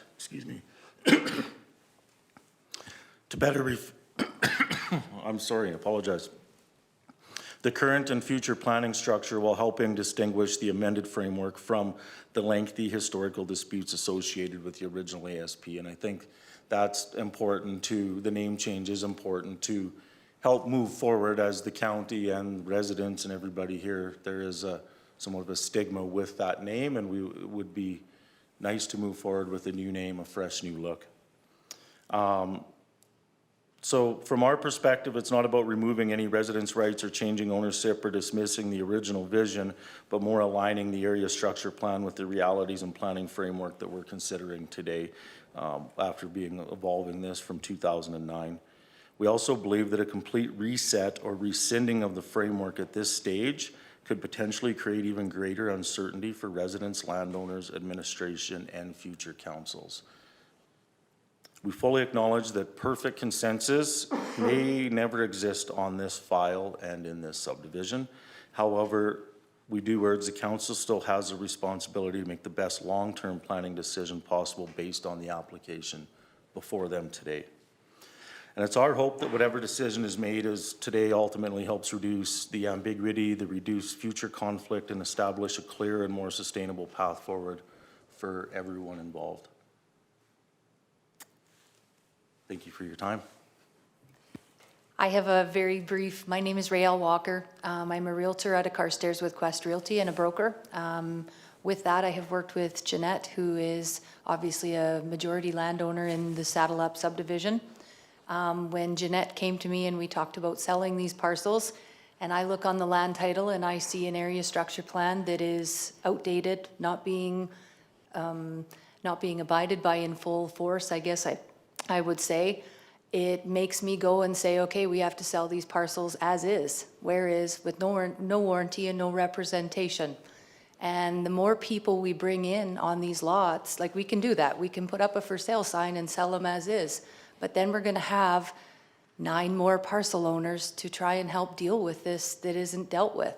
So my suggestion, we did list the 68-acre parcel with the trail on it. And we had, along with you guys, had probably 10 calls a week on people who were interested. And because the area structure plan was not completed, myself, along with you guys, had to say, you know, the buyer beware part of it, that it has an area structure plan that's incomplete. So within this, you guys got hammered with calls along with myself, and it was a very challenging parcel to sell.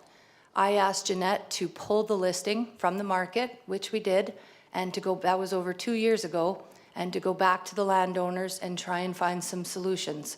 We have taken for supper, we have met, we have, you know, tried everything we can to find rapport, to find a solution to move forward. And we are on, not our last attempts, but we're nearing the end of what we can do because we have tried as volunteers. We're not getting paid in any way in this situation, but I recruited my husband to help me because he knows more of the paperwork side of area structure plans and that type of thing. And truly, we came in with the intent to try and help the landowners. And so that when I put a for sale sign up, I can stand behind the parcel with warranty and representation with what's on the land title. And as of right now, the only thing we can do is sell them as is, where is, with no warranty and representation. So within this, our intent is to try and help as volunteers. And I guess we're hoping that a solution moving forward is something that we leave here with today. And we hope that you are on board with trying to help do that. And I guess that's why we're here, and we appreciate your time to try and do so. Thank you. Does council have any questions for the applicant? Councilor Cunningham. So would you be able to tell me, is there any current or active litigation going on with any part of this property at this time? Go ahead. To my knowledge, the court order for the access of Jim Reisler's arena trails and the arena access are working on the court order part of that. So I'm not sure if that would be considered an active litigation. It's a court order, so technically it doesn't have a definitive answer, but I don't know where its activity is right now.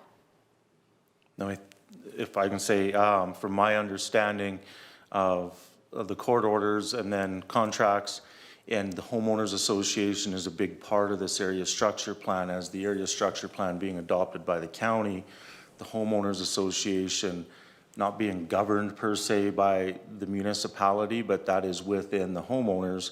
So there is opportunity within the future, and not to muddy the waters with the Kneehill having to be involved in agreements between the landowners and the arena.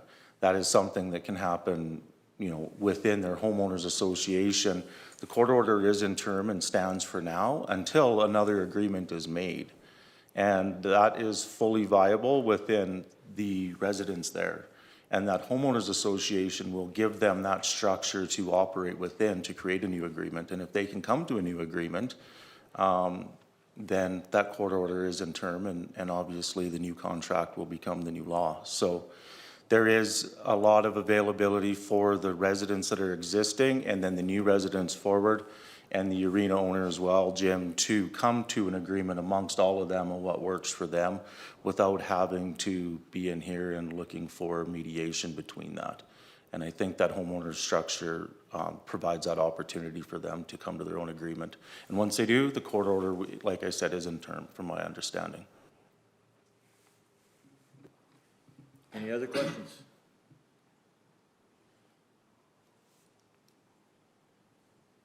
If there's no further questions, I'll call on the individuals as they appear on the speakers list to come forward to make their presentation. I want to just remind everybody, you have 5 minutes to speak. If it's a group, I remind you, you have 10 minutes to speak. As far as the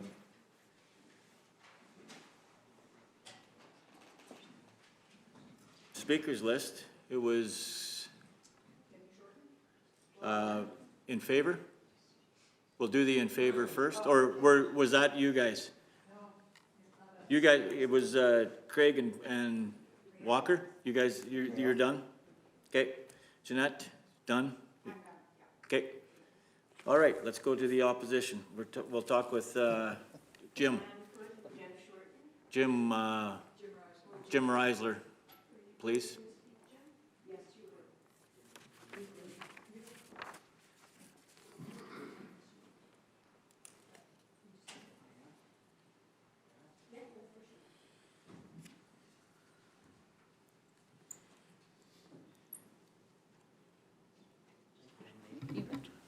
So it's on. Okay, thank you. Good day. Hi. Lots of seed drills going out there today. My name is Jim Reisler. I own lot 17. And there's been so many conflicting issues about the arena use and the use of lot 17. And so it was obviously, we've been to court about 4 times now about it, and the last ruling by Justice Marion was that he said the original area structure plan wasn't valid, and that he wants to make a final ruling after the new revised and approved area structure plan. And I think we all need clarity on that, including the county. My position is this. I totally am in favor of the HOA, and it was very well written, very well documented. I have 2 concerns about it. I could give you the numbers on the HOA, but the one comment they made there in 2.01 is that the arena is community property, and it's allocated in the new area structure plan proposal that the arena's a community, like a community hall. And that is not true. I bought it. in all the appropriate designated areas of improvement. When I bought the arena, it was non-compliant. With the help of Ms. Kiver, we've made everything totally safe and compliant to county standards. But I'd like to emphasize that it wasn't to that standard before I bought the arena, unbeknownst to me. Bought it as is, where is. I accept that. I am not a greedy, controlled person. I would love to have local participants utilize the arena in a safe, manageable, and respectful way. Over the last, since Judge Marion made his ruling 14 months ago, the arena's been used 3 times. 3 hours usage in the last 14 months. The doors have never been locked. I've only had 1 phone call in the last 5 weeks to use the arena. Other than that, nothing. So I'm bearing all the costs personally. There's nothing in the area structure plan of the original one or the new one where I'm to be the sole caregiver, if you will, financial bearer of all the costs. It was designed on a membership basis, similar to a golf course. And I must suggest that I had a lifetime membership at Woodside Golf Course in Airdrie when I lived there. I bought it with my lot. And it was deeded to my lot. So when I sold my house, the lifetime membership went with the house and the lot. So I'm familiar with that situation. And it did buy me privileges in the golf course, but I still had to pay annual membership, still had to pay membership for various events. So I'm familiar with that situation, and that's what I assumed was going to happen here. For whatever reason, the proposed membership agreement was declined, and there was comments brought up that the original developer didn't insist on memberships. So it's kind of muddied the water a little bit with respect to the fact that who pays for all the costs of running it? Who pays for all the insurance, the power? If most of you are aware, arena usage insurance is very, very expensive to the Alberta Equine Association. Very expensive, $347 a month. So it's, for me to bear all those costs, it doesn't make sense, in my opinion. And I'm not adverse to sharing, but I shouldn't be subsidizing all the costs of running the facility, in my opinion. I've had numerous discussions with your staff here and trying to come to a resolution and all that, and that seems to be the issue right now. We haven't had to come to a successful resolution on is there a membership involved or not? I see there's a membership involved with the HOA, which I really applaud. It was well written, and I really applaud it. But there's nothing in there about membership to the arena. The only clause I have against the HOA was that they classified the arena as communal. And I'm on title, I pay the taxes, I pay all the costs, I'm the owner of it. It's not a communal property. And if we go back to it's mentioned many times in the ASP, the old one and the new one, that we're going by managing like golf course standards. The golf course. I just reminded Jim that you got 5 minutes. If you gotta hustle it up, please. I'm pretty mouthy, eh? Pardon me? Am I too mouthy? I'm sorry. Yeah, your time's up. Your time's up. Okay.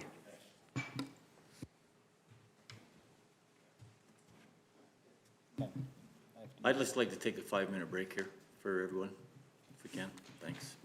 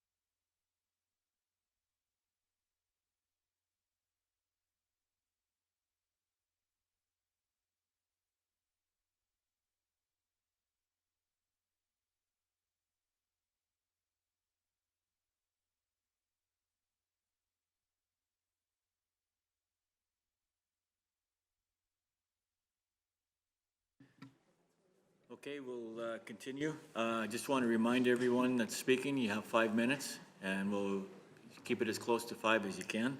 I call the next speaker will be Joanne Foote, please.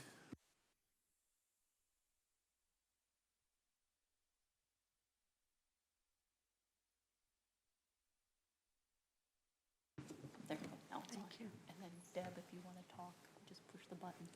So I push when I talk? No, you're ready, you're on. Well, I'm ready, I'm on, everyone can hear me. Good morning, everyone. Thank you so much for your time today.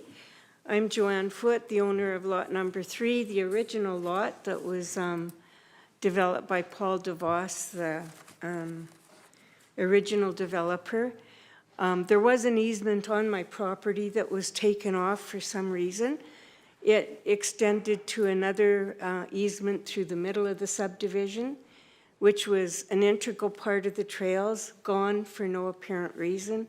This is the kind of thing that happens in Saddle Up, where our trail system has been decimated to the system that you see today.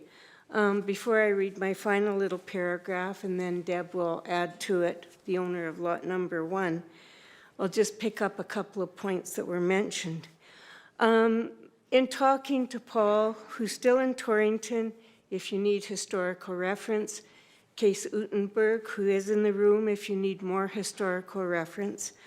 When we talked about a home ownership thing, we only had the 3 lots sold, and we felt that we needed to have more lots sold to actually have enough people to form that home ownership association. Only 1 more lot has been sold in that time, and in all honesty, that was due to a lengthy divorce. So we remain with none of the people, original owners have left. We're the same people struggling, we're still here. We've been in this room many times, presenting many times. This is not our first rodeo, so to speak. Let's see, what other, storm waters. I moved in 2014, and I said to Case and Paul, I moved off the floodplains in Sundre on River Road, and I said, please promise me there will be no water on my property. And the water came up to my fence line just behind my house. So when they say there's no, it's not low-lying, it's all lowland in there. The only highland is where the arena is and the land back of that. The only real bridge trail across that is now blocked off on lot 17. The trails that were put in there sit in low-lying areas.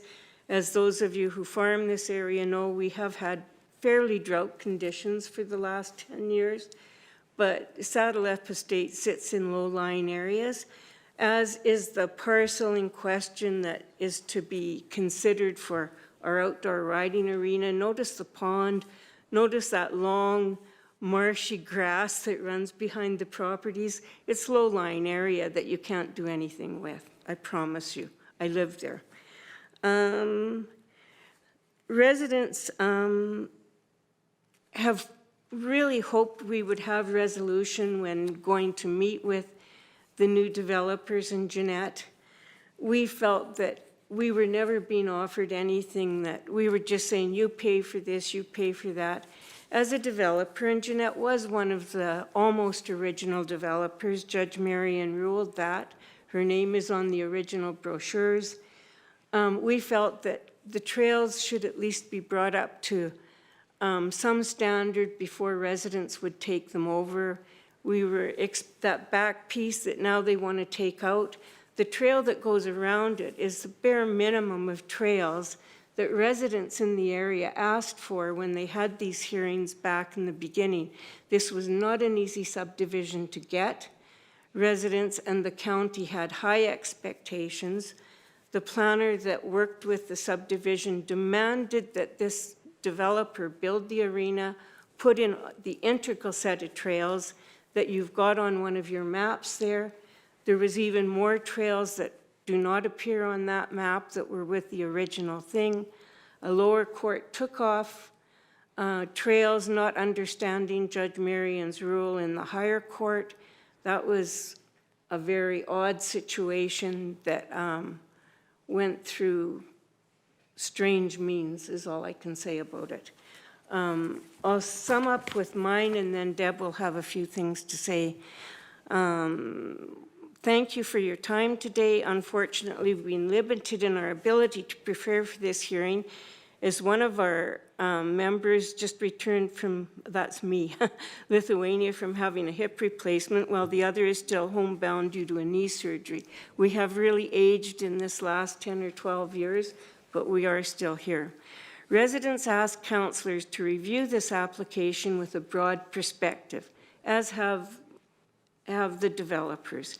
Consider the original requirements of the county on the developers after in-depth consultation with the constituents and their concerns. Look at the purpose of the arena and the extent of the original trails and compare these to those now present and provided to residents of the subdivision. Ask if the new proposal, along with the amenities provided by the arena and trails that go with it, are currently upholding the plan demanded by the county when the subdivision was approved. Consult with original developers and residents in the area, many of whom are still around, and see if the current status of this subdivision has been met as being allowed to, or has it been allowed to erode, thus creating a situation where the concerns of those residing in the surrounding area are a reality. Is this county meeting its obligation to the ratepayers, both within the subdivision and without, as pertaining to the area structure plan? Residents maintain that changes to the subdivision have not always been attained through proper approvals with clear knowledge of the community as a whole, and hope that council will seriously consider all matters concerning Saddle Up Estates before moving forward with further changes. In fact, this is an opportunity for council to look at the history of the subdivision and address the current state it is in, to hopefully address matters that are being neglected. Thank you. I remind everybody, we're going to 5 minutes, so if you're Deb speaking. gets 5. Deb, yeah. Did 5 I minutes. time that perfectly? No. No, I went over? Get to the, if you guys could get to the point right away, and then you do your thing after, it'd be great. It's hard not to be emotional about this whole thing because I've lived here in the subdivision Saddle Up for 14 years. And I've seen the trails deteriorate, and there was no attempt by the original owner to bring them back to what they were at the beginning, which is very unfortunate. It was expected that we would pay the cost of it, and all of us are retired, so that wasn't an option. We volunteered to help with maintaining, but it was not in our affordability realm. As far as Lot 17 goes, we have tried to work with Jim, and he made it very clear that he was in charge, and when we even went there, he sat there and wouldn't even leave us ride on our own. The arena has gone to half the size that it originally was. The trails that were through there, he has barbed wire around, which that's one of the places that we really enjoyed to ride through. That's gone. And now you're proposing taking away and putting into Control 9 the trails that were around the very back of the quarter, which we ride around all the time. So there's more things gone. So for me, it's like they're taking away everything that we have, and they're going to call it something else. So for me, it's hard not to get emotional about it. And so I guess that's all I have to say. It's disturbing. So thank you for your time. Thank you.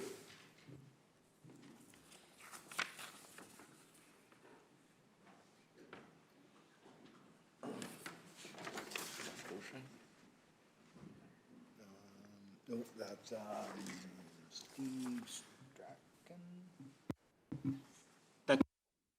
Pardon me. Next speaker will be, is it Steve? Strachan?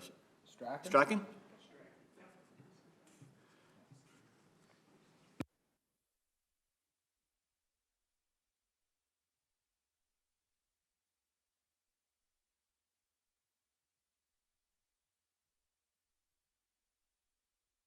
been an owner there since 2012, and I totally agree all that's what's said by Jeanette and by Deb. Basically, I have a question, and that is, with respect to the name change, is that a way and means of avoiding the court decision stating that it does not belong to us, the decision? We are a separate entity. And that, do you know what I'm saying? What I'm saying? The name change? Is it a way to avoid the court decision? That's one question I have. Second, with respect to building permits and the plans, is that public knowledge to be able to see what the permit is for the arena and what the plans were? And that, I was told you cannot see them. I was also told they are public records on that. I was denied access. Wanted to see. So basically, that's all I have to say. Thank you. Thank you.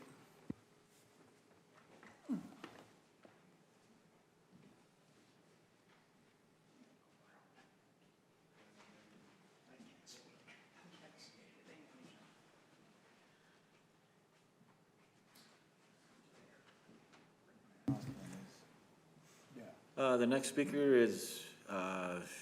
Stachuk, is that? Am I reading that right?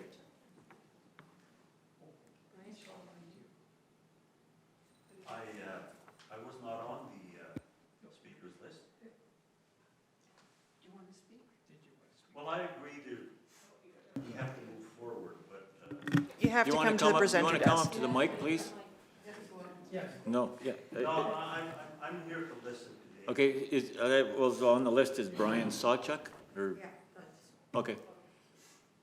Okay.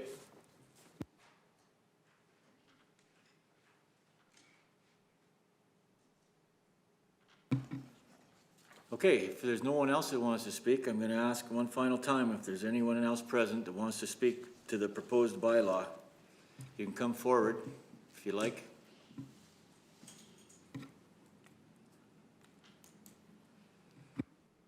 If there's no one else coming forward, does the applicant have a rebuttal? Or wish to offer a rebuttal? No? Okay. Does council have any further questions for the applicant or administration? Councillor Cunningham. So it was just mentioned that I believe that the homeowners weren't allowed to view the permit in regards to the riding arena. Could administration clarify that for council? It is not stuff we normally provide to anyone, like building permits or personal, so.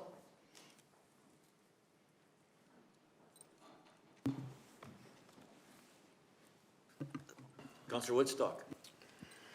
Yes, thank you. To the planners, have you got a map actually showing the lot numbers as they're numbered?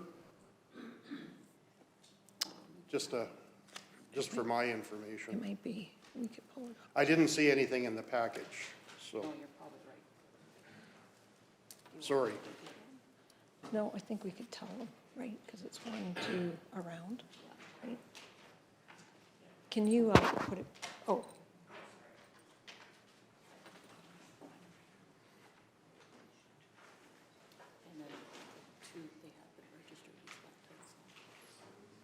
Oh. You can just maybe tell me, do they start Okay, at the yeah. bottom and work So their this way? is, yes, that's correct. So this would be 1, 2, 3, 4, all the way around. And then these would be now 2 lots. They have been registered with land titles. So I just got the update. And lot 17 is? Is the arena. Okay. I suspected that, but Yeah. okay. Thank you. Just getting back to that permit, why is it that we can't give that out? Is that public? It's a lot of personal information, so Oh, we okay. probably would have to redact everything and do that. It's not a typical service we provide. Counselor? Could we, sorry, could ahead. we go into closed conference in the back room? Just to bring in the planners and get some information? Yep. Would that be We'll take- appropriate? Can we take 5 minutes? Yep, it's fine. Okay. Okay, I Do we would, need, do we need a motion to do Yeah. that? Yeah.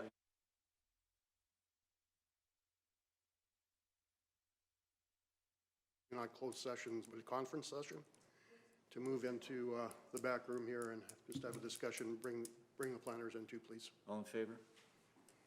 Carried.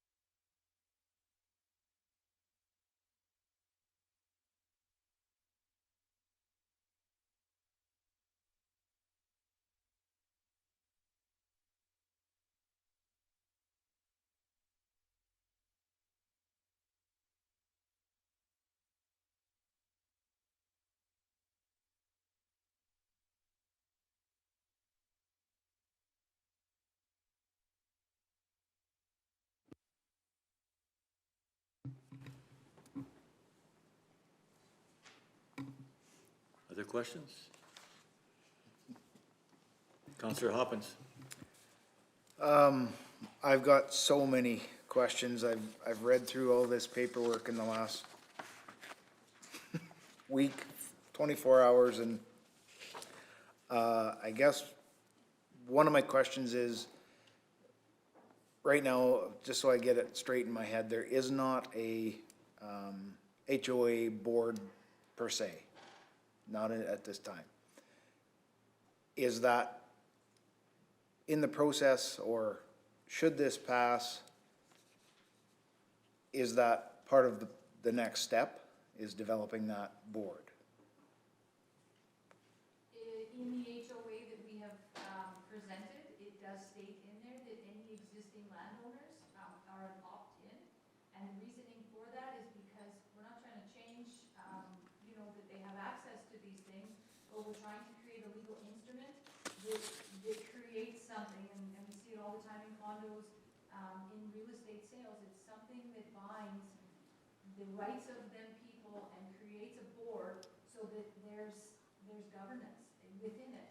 And so we made on the HOA that it is an opt-in for any existing landowners. If they go to sell their lots, that the new landowner has to jump into the HOA. Right. And any lots that sell from here forward opt into it.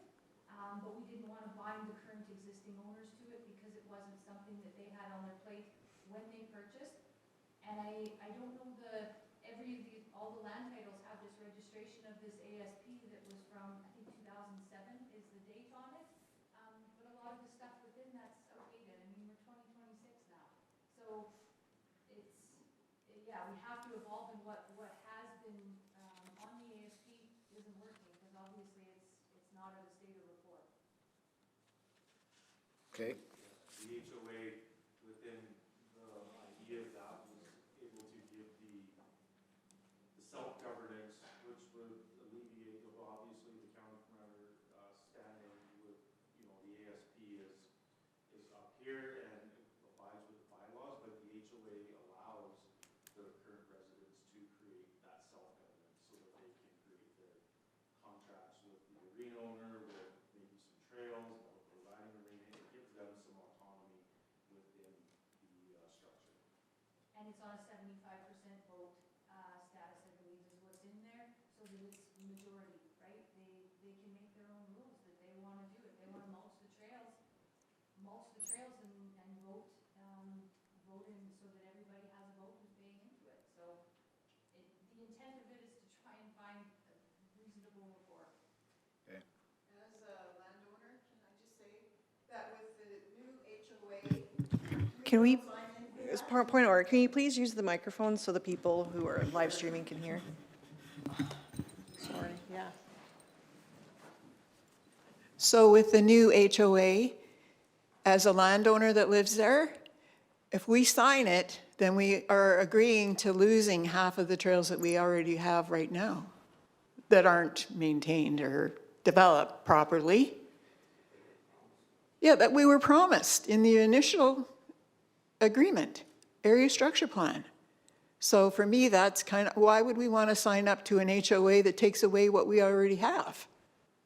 Like, I don't have a problem with being a part of an HOA if it includes the back 40, like the back trail around the whole subdivision, I would sign it.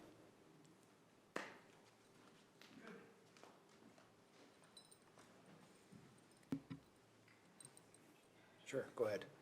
Councillor Cunningham. Just because we're on the HOA, like, that's interesting to me because, so then the lots that are unsold, would the current owner of those lots be part of the HOA? When they sell. So as soon as a lot sells to a new person, and they would sell, if we put up a for sale sign, I'm sorry. Here's the mic. No one online can hear. That's why. Sorry. Say your question once more. Okay, so like when I'm thinking like, okay, so all the lots, or let's say like a condo facility, like I have a condo in town. So I mean, everybody that owns a condo has a say in that. So you've got 4 people that currently have properties there, correct? And then you've got the empty lots. So Yes. is the owner of those empty lots going to be part of the HOA decision-making? Well, the intent at this point, because there's no home on it, somebody doesn't live there, so they're not going to have the vacant lots. There's nobody there to use the riding trails. There's nobody there to, utilize the facilities because they're bare. So the intent would be to sell these lots, and that's why we halted selling them until we could try and find reasonable rapport, I'm going to use that word again, with the community owners, because the more lots we sell, the more people and opinions that there is. Yeah, okay, intent just is a scary word to me sometimes. So, like, for example, I have a condo in town, Yeah. and there was an HOA.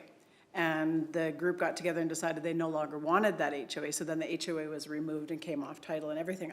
Excuse me, I've just never seen it go, like, it usually doesn't go backwards the other way, where the existing people, then an HOA is created. It's usually the other way around. So that's why it's just a little unclear to me how it all works. It's how I typically see it is you have a condo association or an HOA, which is a homeowner association. It's not typically both. So the homeowner association is just so that every lot that is paying into the HOA has a voting right, a voting say within it. And by having a small fee, it gives a budget to maintain the trails. It gives a budget to fix the fence if needed. It gives, it creates a board so that there's a monthly or a yearly meeting to make sure that the fees that are being brought in, and they'll appoint hopefully a treasurer, somebody that runs the bank account. They'll appoint, a governing body. And then as they have issues, there's a process to present your issues or ideas to. Right, and so I'm very clear on that, but usually it's when something's built, that's created, it's usually, this is just kind of the opposite way around of what's normally done. So that's just where the clarity is needed, yeah. And the first time that I was involved in Saddle Up was with the riding arena portion of it. And it's my understanding in the initial, the 68-acre parcel and the 38-acre parcel were one title with the riding arena.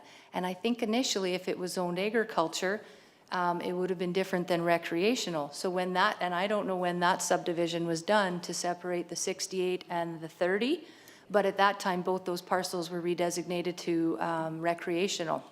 And so the intent, when I listed 2.5 years ago, the 68-acre parcel on the north side, it was almost unsaleable. Nobody wanted it with a riding trail, and it's only 15 feet. My kids rodeo, we see 4 towns a weekend, and I can tell you a 15-foot span for 2 people riding beside each other with barbed wire on one side for sure, and potentially on the other side. You're not riding together, you're riding behind each other. So that was our intent, was to switch it to 30 feet behind the acreages. It made the top parcel, the 68-acre parcel, way more feasible because a strip all the way around the outside, if somebody were to pasture horses in it, how are you you're opening one gate to cross a 15-foot easement, opening a second gate to then get into the 68-acre parcel. We're practical people, and that wasn't a practical way to deal with that. And because it's now a 68-acre parcel instead of a 98-acre parcel with a riding arena, it's not a very usable parcel. And we did have it listed, and you guys received 10+ calls a week on it, because I sent every single one of them. I'm like, phone the county and ask about the ASP that's incomplete or is not being abided by. And you guys don't want them calls no different than us. So we peeled the listing to find resolve within this and find some solutions. And we really felt that the 19.44 acre parcel that had a 30-foot span of a riding trail, plus the 15 feet that goes on Jim Reisler's parcel, we just felt like it was way more usable to have a bigger area. If somebody wanted to create an outdoor riding arena over there, you at least have the span to do so. The Kneehill County area and there in specific has so much sand that you probably wouldn't even have to truck sand in, and you could have a simple outdoor arena. So we tried to compensate, and Jeanette, is donating that land at no cost to anybody. Instead of a 15-foot easement all the way around the outside of a parcel, she's donating that in good faith of saying, hey, I recognize there's problems from the past. She necessarily didn't create all the problems, but she's the one who inherited the issues within them.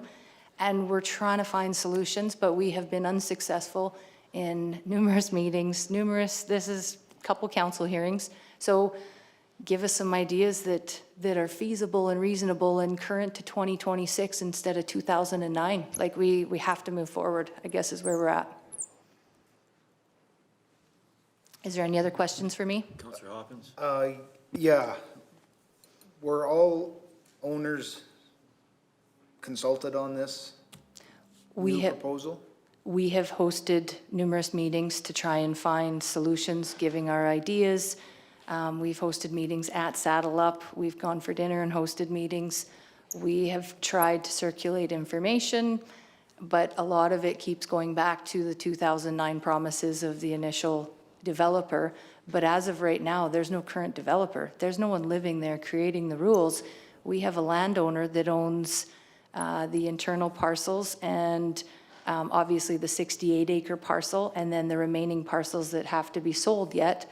But is that considered a developer? I question that because there's no development happening. And then I have one other concern is,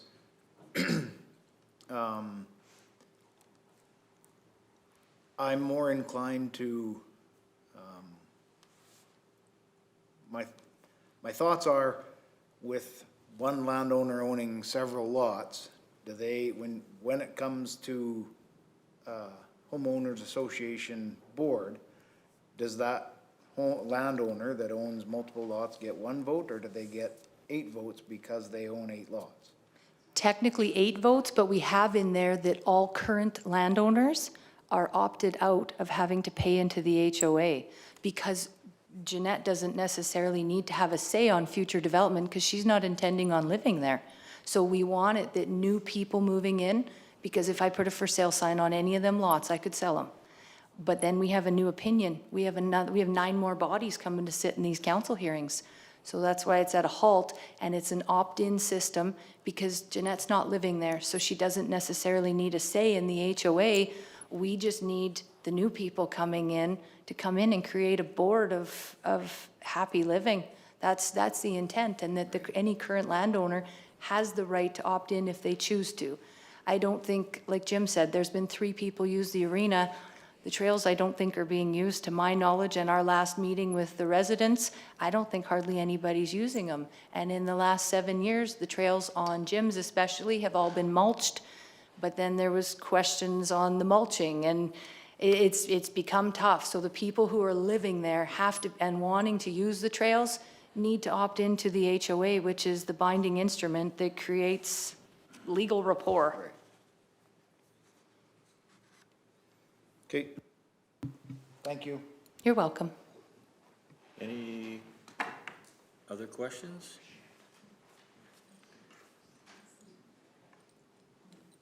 Is council satisfied with the information they've received so far?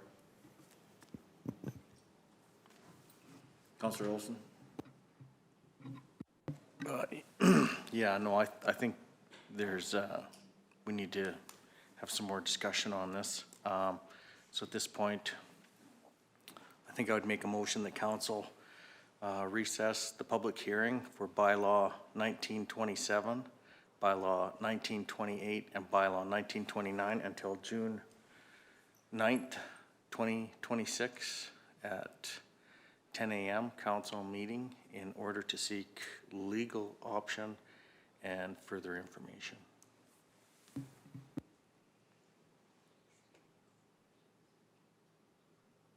Any discussion on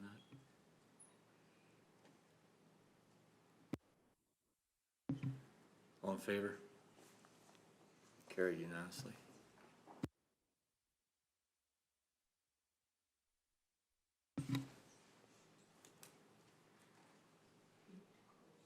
Yep. Yeah, need a motion to close. Yep. Motion to close? Well, close the public hearing. Yeah. We're not closing it. We're leaving it. We're tabled it. We're tabled. Yeah. Can you make that motion, Jerry? Councillor Woodstock? Okay, at this point in time, I would like us to move back into an open council meeting. All in favor? Carried.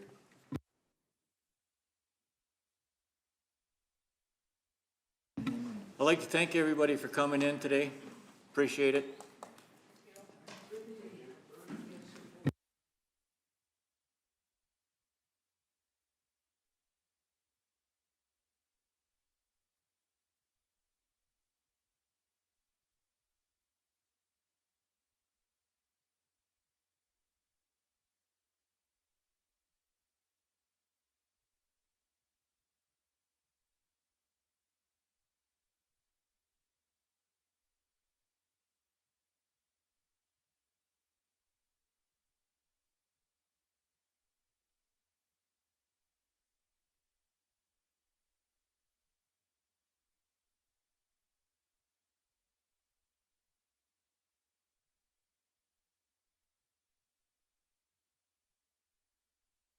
Thank you.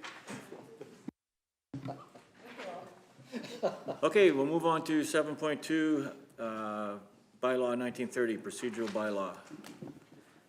Thank you, Council.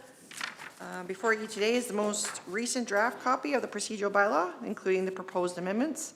Council had an opportunity to review these amendments at 2 Committee of the Whole meetings and the March 10th Council meeting. Attachment A is included and provides a detailed breakdown of the proposed changes to bylaw 1919, along with the rationale for each amendment. Since the last update, the following changes were made.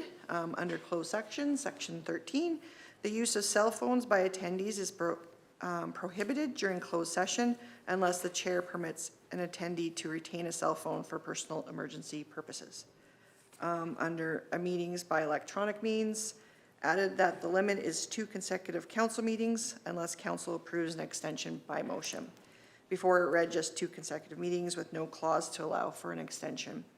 Also at that last meeting, council discussed the provisions related to reconsideration, renewal, and rescinding of decisions, including whether defeated motions should be restricted from being brought forward again for a period of 6 months. Following that discussion, council agreed to allow the amended wording in place for at least 1 year to assess how it functions in practice. Council has the options today to pass all 3 readings to bylaw 1930, pass 2 readings to bylaw 1930 and bring the 3rd reading to the next council meeting, or direct administration to bring further information. That concludes my report. I'm happy to answer any questions you might have. Questions or concerns? Councillor Woodstock?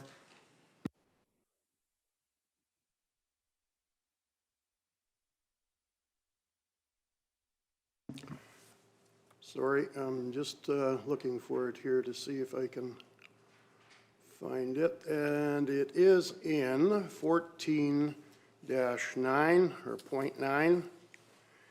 And I brought it up before, and I guess I'm going to bring it up again.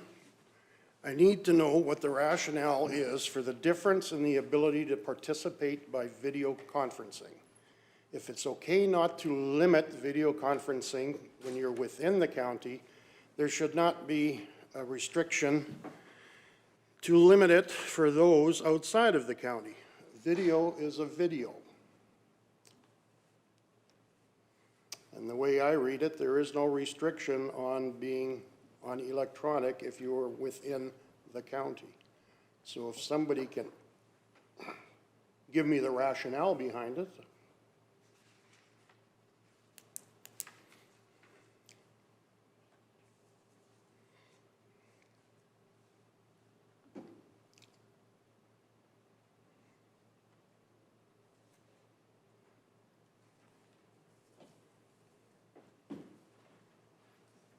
Councillor Olson?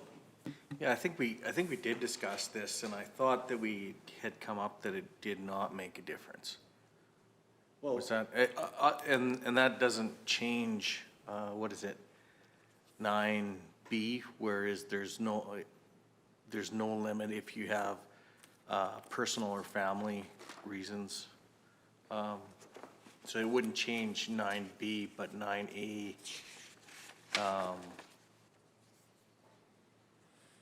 Yeah, I thought we discussed that, but I could be wrong, that it didn't matter. We did discuss that. Yeah, I thought we discussed it to great length on that, and there was no difference between whether you were in the county or out of the county, right? Just for A. But sorry, I might be wrong on that. I thought we did discuss that, I think, quite a bit.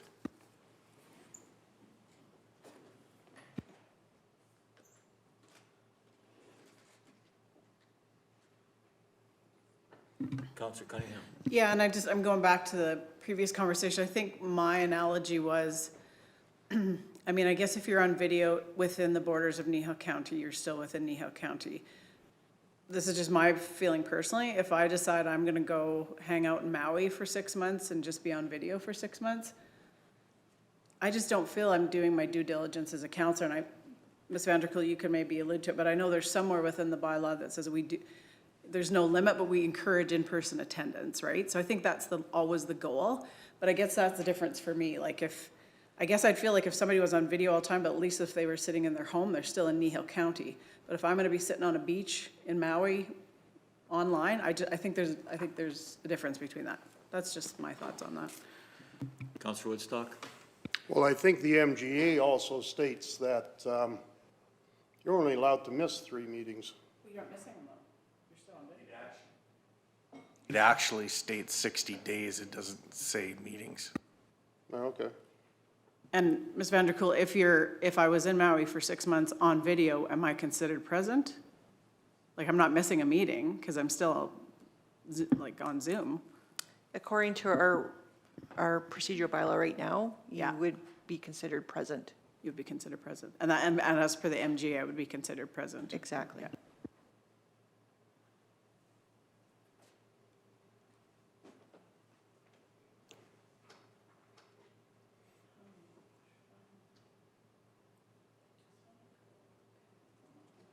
Yeah, go ahead, Councillor Cunningham. So, sorry, Ms. Vanderkool, just on the closed session, because I think it was me that brought this up about the use of cell phones by attendees is prohibited during closed session. I mean, to me, that's almost where it could end, you know, unless, I think we talked about unless there's an emergency situation. Because the way it's there right now, it says, unless the chair permits an attendee to retain a cell phone. I don't think we're asking anybody to put their phones in a basket or anything. We're just saying during closed session, please do not use your cell phones unless in case of emergency. But I don't know if we'd need the word retain in there. Does that make sense?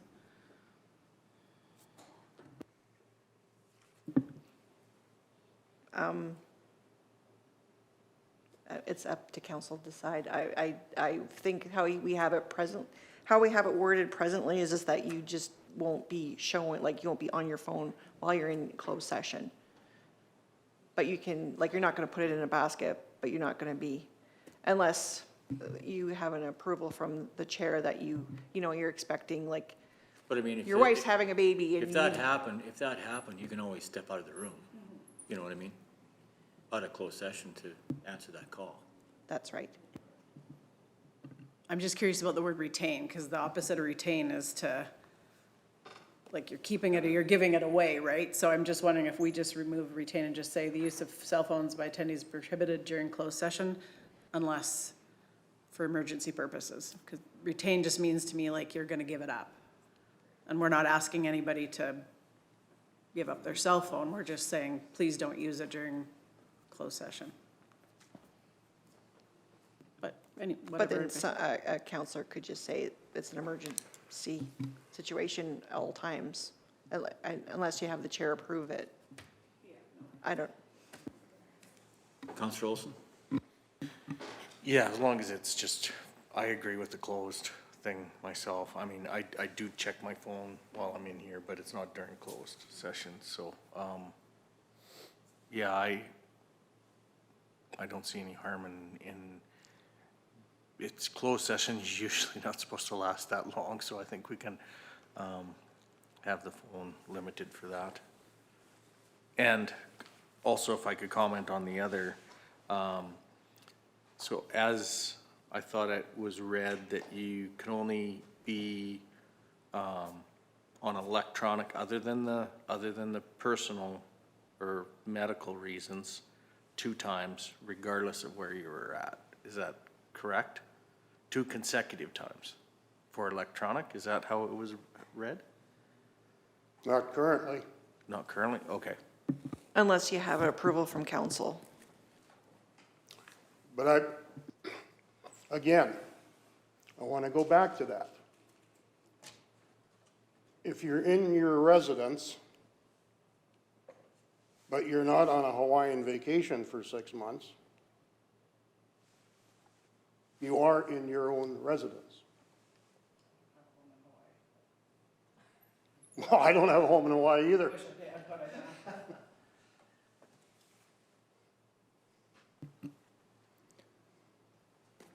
Councillor Hopkins. For me, having limited electronic meetings, it helps build team decision-making. I think it allows people to read the room, to see expressions, to see how, I mean, it's tough to see somebody on a screen and figure out where they're coming from, and some people don't always discuss or talk enough to get that when you see somebody on a screen. And it also, being in person, allows us to have sidebar conversations, whether it's on a break or we need to debrief into a closed session quickly. For me, it's about that team decision-making, and I think that's where we need to focus some things, is to be here. Councillor Woodstock. So then if you're within Kneehill County, the rules should be the same, using your argument.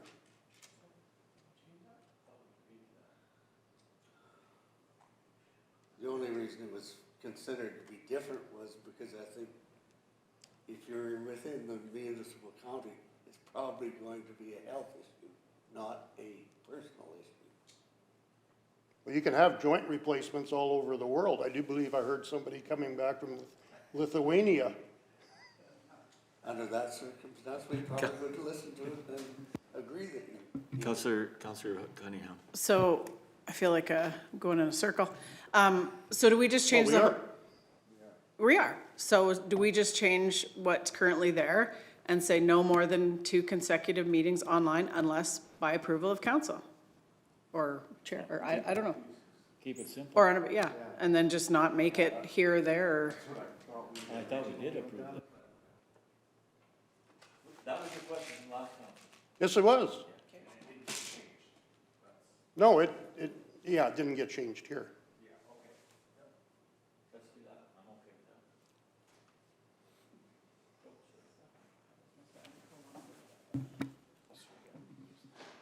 that. So just to confirm, what we're going to say is that doesn't matter where you're located, you can only participate electronically, a limit of maximum of 2 consecutive council meetings unless a motion has been approved to extend it.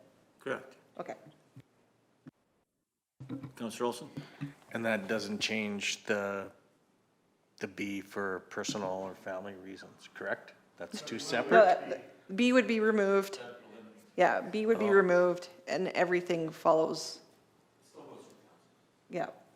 Okay.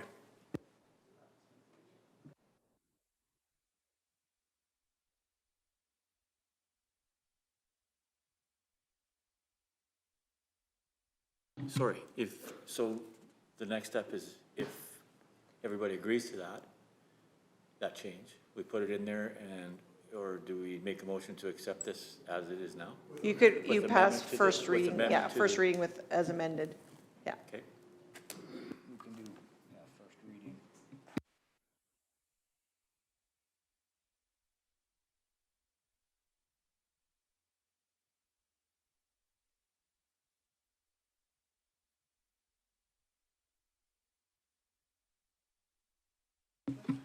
Councillor Cunningham. I will make a motion that council provide first reading to bylaw 1930 as amended, that being a bylaw for the purpose of regulating meeting proceedings for council and council committee meetings. Concerns, questions? All in favor? Carried.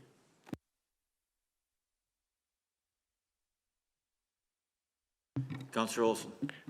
I mean, there's still gonna be just some discussion before second reading on that, just based on the medical side of that, correct? Like, is a person gonna have, you know, permission before, after?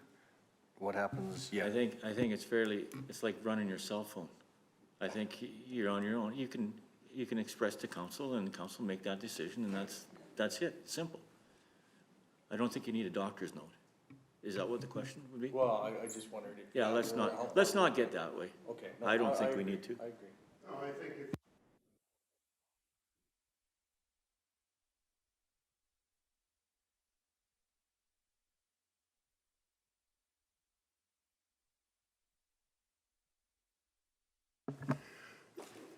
I think if you're missed two meeting, or if you're missing your second meeting, and you anticipate the third meeting that you're going to miss, you get a hold of council and put it in as a notice, that before the second meeting, you put it in as a notice of motion to bring it forward, that you want permission to miss the third reading.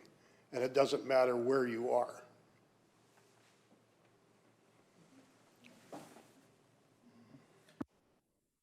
Councillor Olson?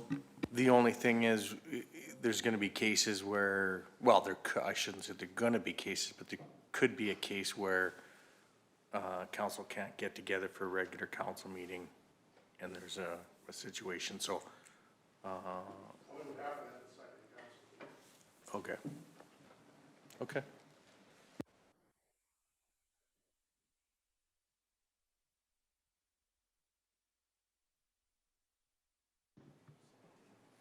So I can make those amendments to the bylaw and then bring the bylaw back to the next council meeting, so you can make second, third motion readings.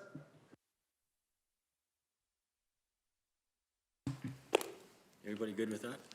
Yep. Sorry to keep bringing it up, but. You did?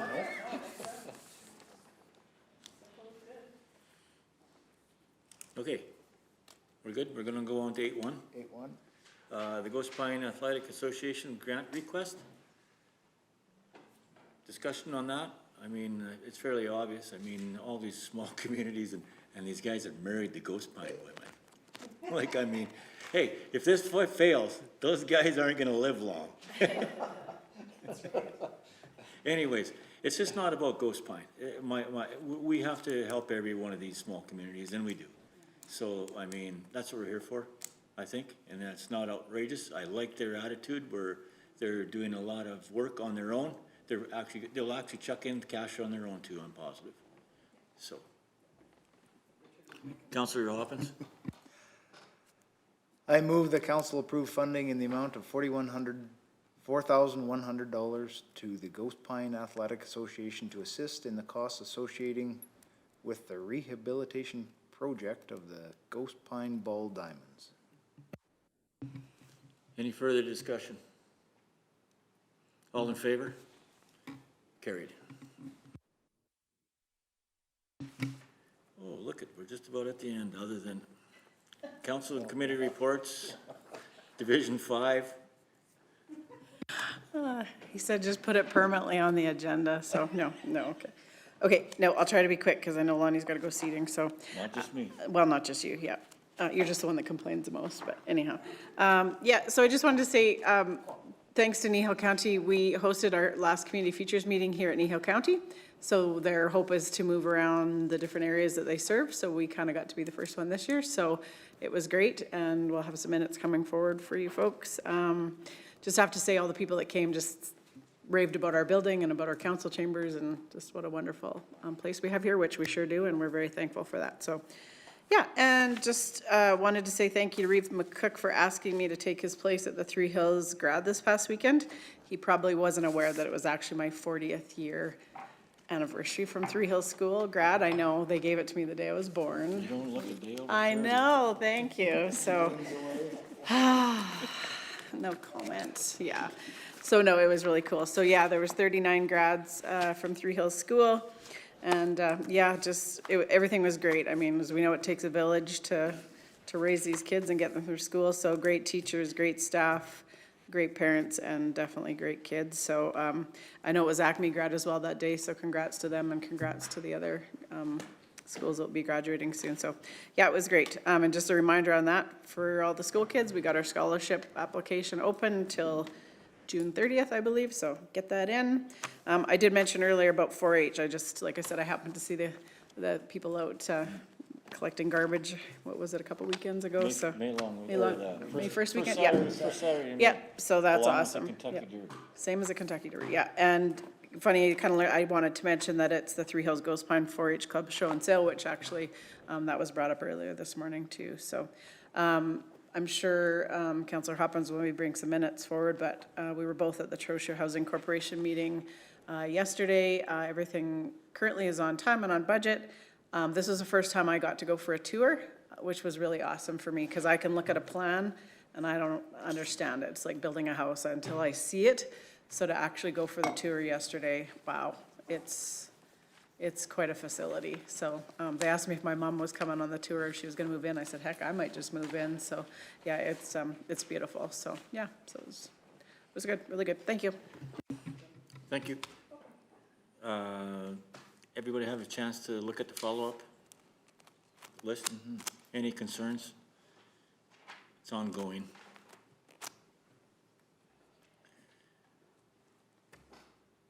One of the first sessions we've had without closed. Sweet. Oh, Councillor Cunningham. Yeah, I know, you couldn't let it happen. No, and because my eyes are not very good. She's gonna go into close. No, I'm not going into close. Just so people are aware, the AUC hearing for the Lone Butte Solar begins next Wednesday, yeah. It's available to anybody online, so if you're really bored and want to watch it, I mean, it is kind of interesting, but I imagine it'll be multiple days, so yeah. Anyways, tune in if you're bored or interested, yeah. Okay, if there's nothing further, Just, I don't know if it's on this follow-up. Has there been anything come forward with Mr. Sherlock? Oh, great, about the paper. I can give you an update on that. I actually just sent him an email giving him the delegation times and dates, and I have not heard back. Okay, thanks.